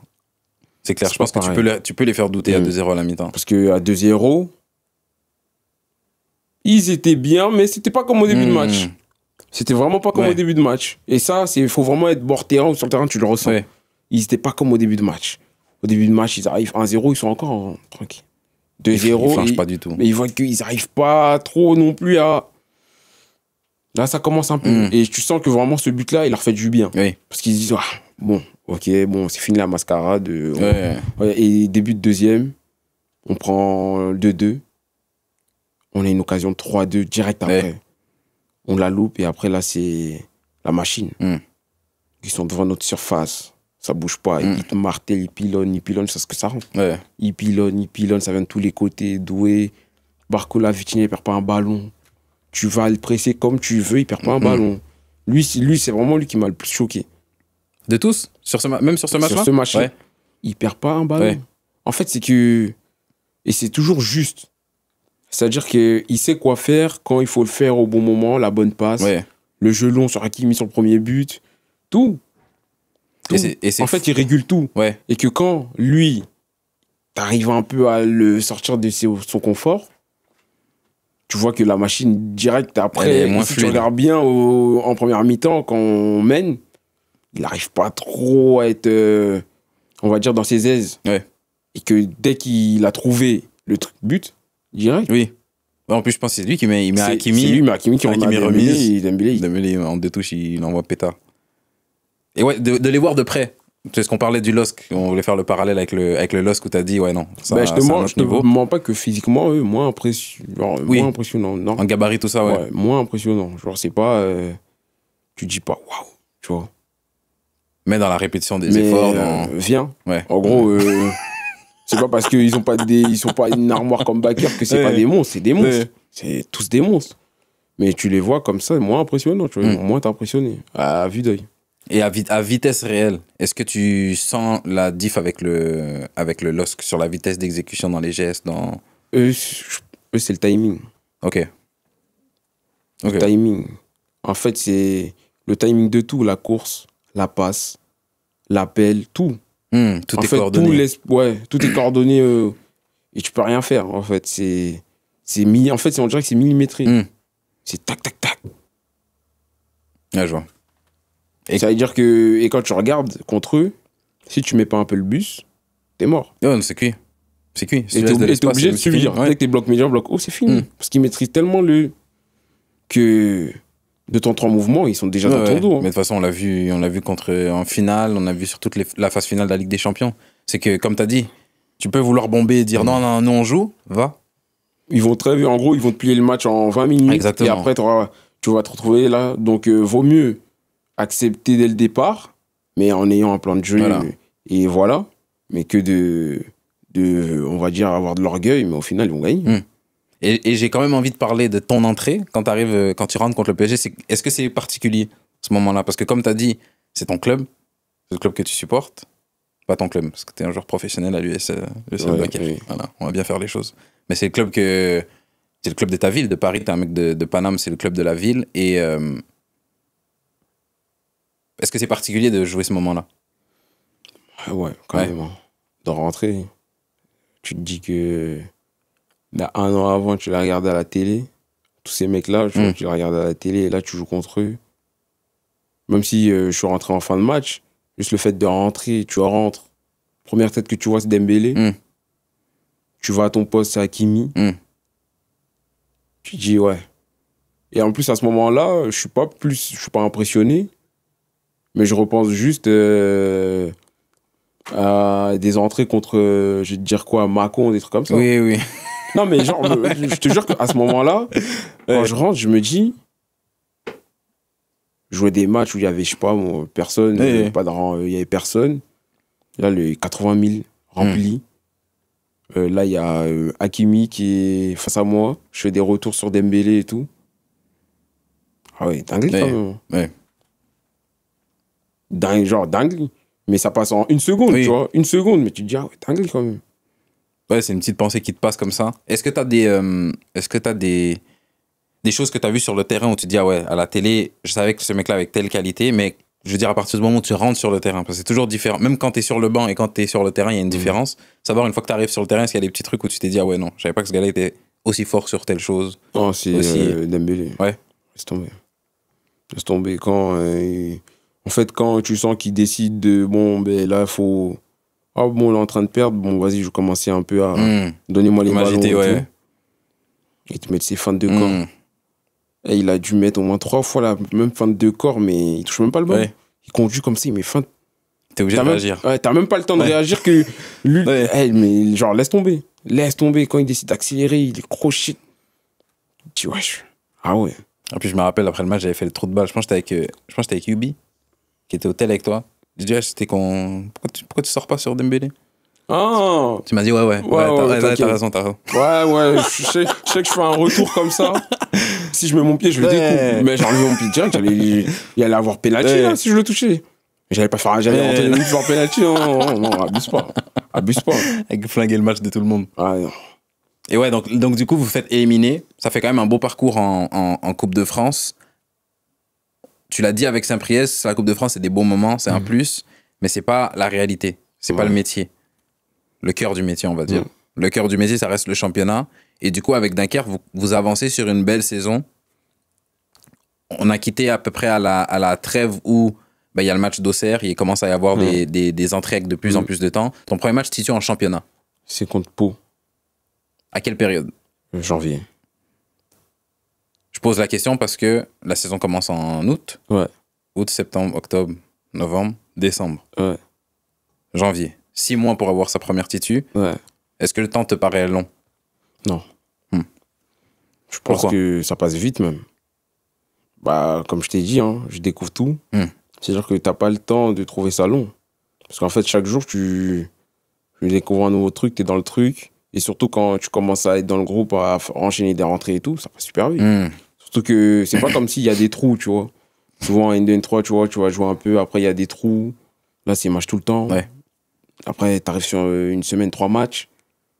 Puis tu enchaînes sur une semaine normale et tout. Ça veut dire que t'enchaînes avec la Coupe de France aussi. Ça veut dire que t'as des matchs tout le temps, t'enchaînes.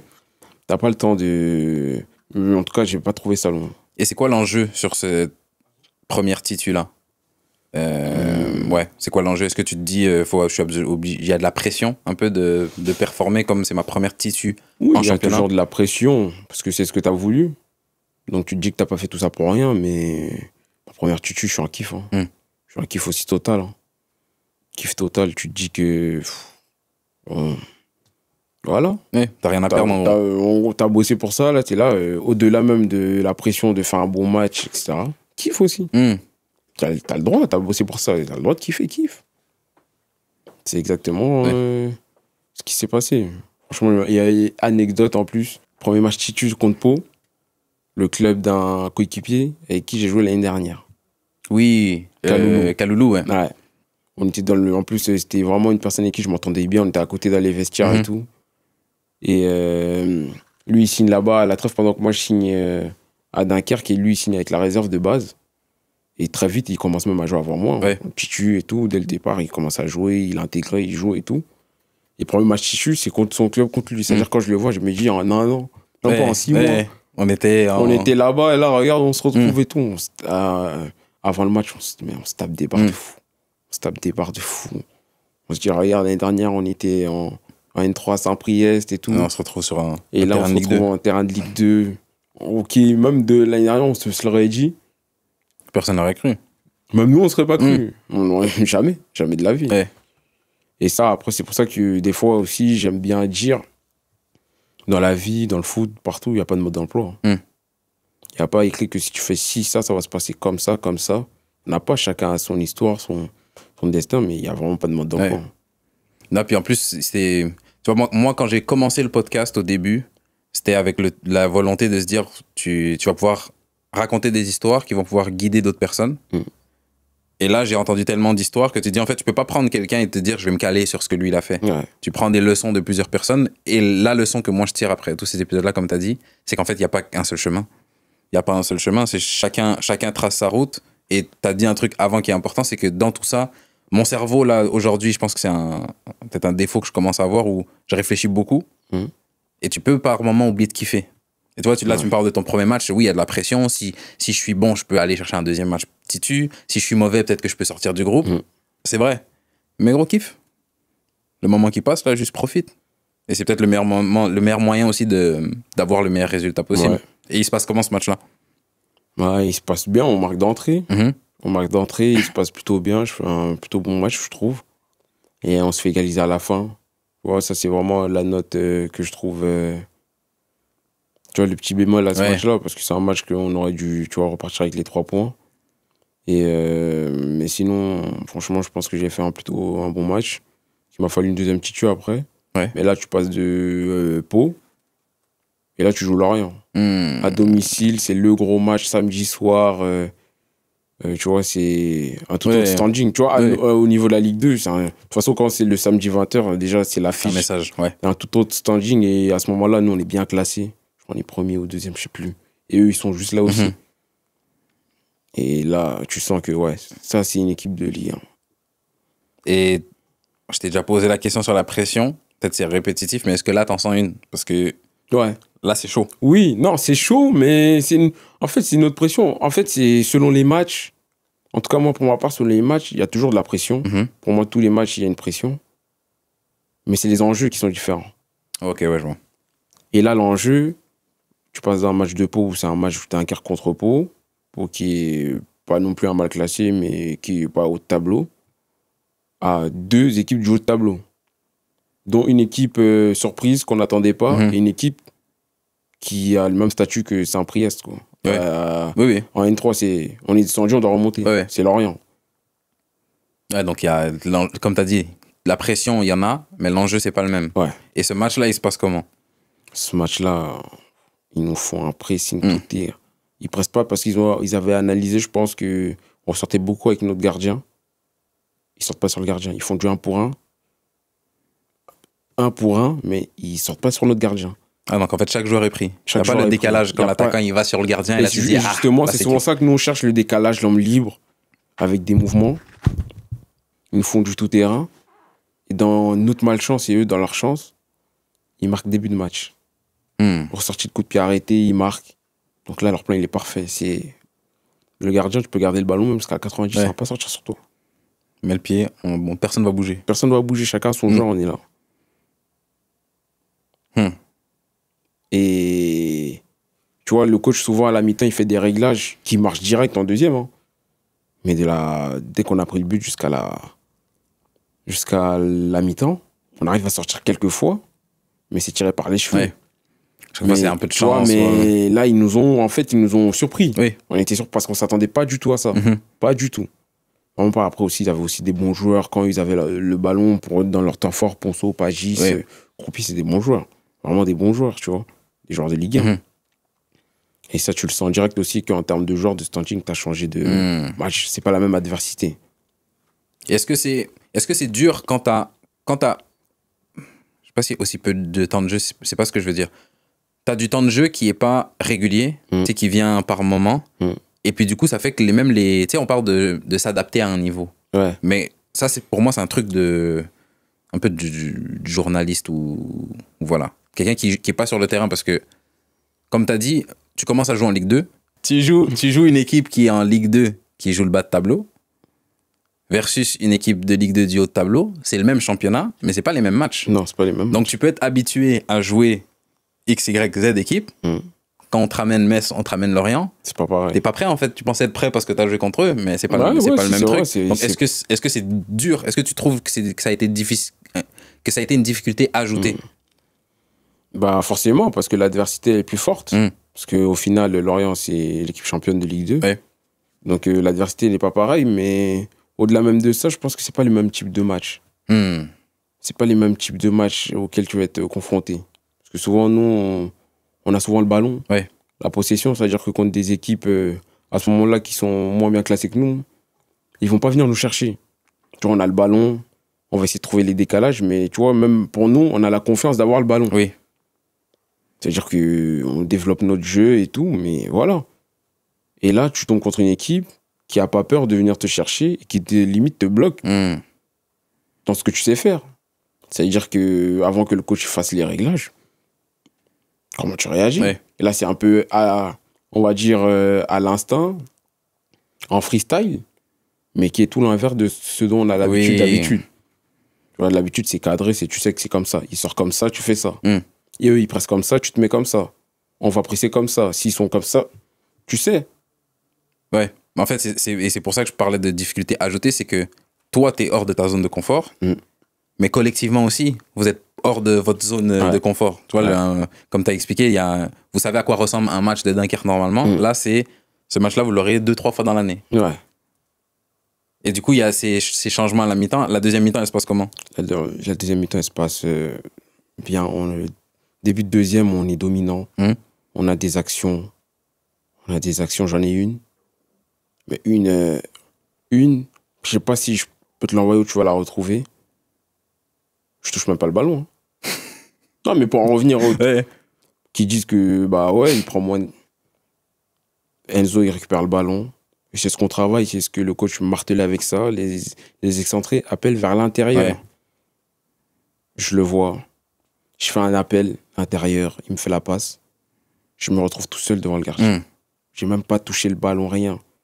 Et je vois Yacine Bamou à côté de moi. Donc je lui fais la passe. Il tire, elle est contrée. Tu vois, elle rentre pas. Et je crois que l'arbitre siffle hors-jeu alors qu'il n'y a pas hors-jeu, que ce soit sur mon appel ou sur la passe. Mais à la fin du match, j'y repense, je me dis que j'aurais dû jouer pour ma pomme. En fait. Et en fait, là, j'ai fait, je crois, un sursaut d'altruisme. J'aurais dû. Ouais, la passe, elle n'était pas évidente. Bah, en fait, comme je suis à droite, je fais un appel vers l'intérieur. C'est-à-dire que la passe, elle vient comme ça. Et qu'en fait, tout au long de ma course, je le vois déjà. Je le vois déjà. Et moi, dans ma tête, il est presque on fait, perd 1-0. Et on a un 2 contre 1 face au gardien. Bien sûr que je le décale. Ouais. Bien sûr que je le décale. Même si j'ai pas encore marqué en championnat, etc. Oui, mais là, c'est le bien du collectif avant tout. Bien sûr que je le décale. Tu vois.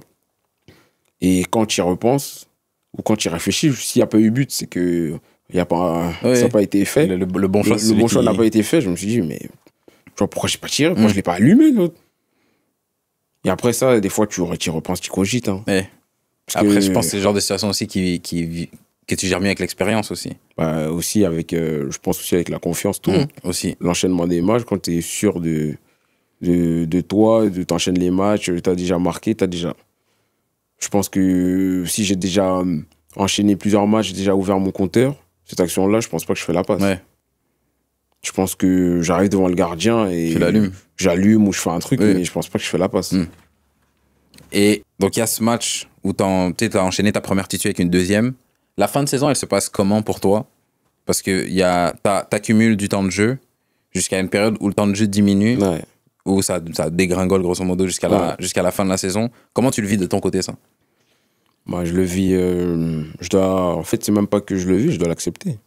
C'est des choix du coach. Parce que j'ai eu mon temps de jeu, comme tout le monde l'a eu. C'est-à-dire que si, à la fin, j'ai eu moins de temps de jeu, c'est des choix du coach qu'il faut respecter et que c'était à moi de continuer de bosser, de travailler. Que ça se trouve, ces choix-là ils vont me servir pour la saison prochaine.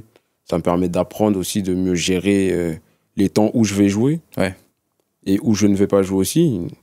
Donc, j'ai eu moins de temps de jeu. Je ne veux pas dire que je n'étais pas content de ne plus jouer, ce qui est normal. Mais je pense que au-delà de ne plus jouer, je pense que ça m'a appris. C'était pour ça que je t'ai dit que cette année, j'ai beaucoup appris sur plein de choses. Et que ça m'a permis aussi de grandir, que je sais qu'il y a 2-3 ans en arrière, il se passe ça là, je ne réagis pas de la même manière. Ouais. J'ose croire. Et la saison se termine, si on se projette sur le futur, c'est quoi l'ambition? Qu'est-ce que tu aimerais? C'est quoi ta priorité pour la saison qui arrive là? Moi, ma priorité, c'est d'enchaîner les matchs, hein. De faire une saison pleine, d'avoir du temps de jeu, de pouvoir montrer toutes mes qualités à ce niveau-là, pouvoir performer à ce niveau-là. On va dire que cette année, j'ai un peu rempli toutes les cases, j'ai eu des matchs titus, je suis rentré, j'ai été décisif, j'ai marqué. Mais que là, cette année, vraiment, que ce soit pour moi et même pour le club, parce que le club m'a fait confiance et me fait confiance, c'est de, on va dire, un peu de leur rendre. Et cette année, d'être performant, d'enchaîner les matchs, d'être titulaire le plus possible, de faire le plus de matchs possible. Moi, c'est vraiment ça, mon ambition cette année. Ballon d'or 2025.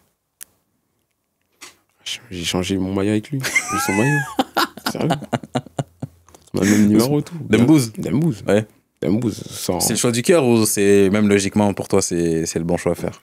Moi, c'est les deux. Hein. Le choix du cœur, c'est logique. Il a tout gagné. Il a été performant, impactant dans les moments où il le fallait.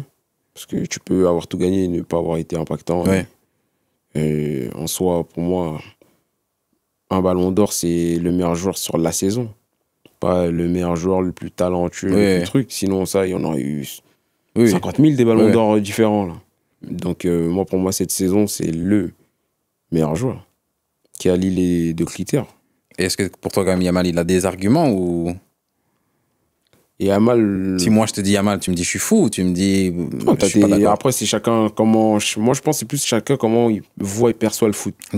C'est-à-dire que, certes, Yamal, son plus gros argument, c'est son talent. Et laisse tomber, c'est un truc de fou. Mais quand tu regardes, c'est son plus gros argument, en fait. C'est qu'il a tellement fait des prestations impactantes qui marquent, en fait, il s'est rentré dans une discussion qui n'était même pas en janvier, tu vois. C'était Rafinha dont on parlait. C'est le mec qui mettait des buts. Alors que Dembélé, il a lié les deux. C'est pour ça que pour moi, Dembélé, c'est le ballon d'or cette année. Et que Yamal, lui, c'est vraiment là. C'est demi-finale, aller-retour, ses performances-là récentes et tout ce qu'il a fait en fin de saison. Mais après aussi, comme on dit, hein, tu peux être bon toute l'année, mais c'est à la fin de saison que ça compte. Le dernier sprint, c'est là que ça compte. C'est là que ça marque le plus les esprits. C'est clair.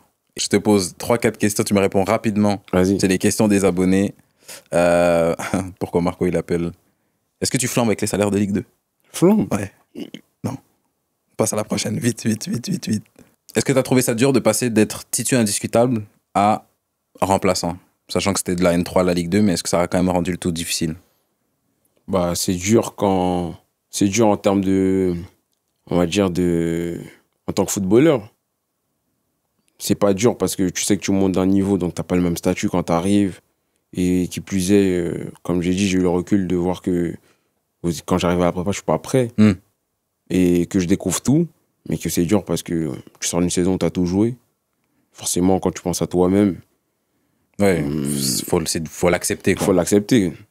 Mais c'est pas... ça n'a pas été dur, en fait. C'est que tu n'étais pas au niveau, tu t'es mis au niveau, c'est tout. C'est quoi la plus grosse diff que tu vois entre le monde pro et semi-pro, si on sort du terrain?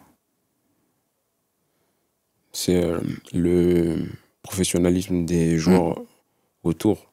En fait, hors football, tu vois, la préparation invisible, tout ce qu'il y a hors du terrain, je pense que c'est ça la plus grosse différence. Que, en plus, j'ai fait les deux. Quand tu es un joueur amateur, tu as beaucoup plus de facilité à... Vas-y. Tu vois, pas être trop sérieux sur des points, moins faire sur ça, lâcher un peu sur ça, puis revenir, comme tu as dit, 1-2 semaines, relâcher, alors que le monde pro, c'est... Tout le temps. Et que de toute façon, si t'es pas de temps, toi-même, tu vas te mettre de côté. Donc, t'es obligé. C'est quoi la qualité que tu penses que tu as travaillé pour l'année prochaine? Que j'ai à travailler? Mon mental. Mon mental, mon caractère. Je pense que, surtout, ça, c'est la plus grosse, le plus gros point que j'ai à travailler. Ouais. Surtout sur ce que je dégage. Sur le non-verbal. Ouais. Ouais, je vois.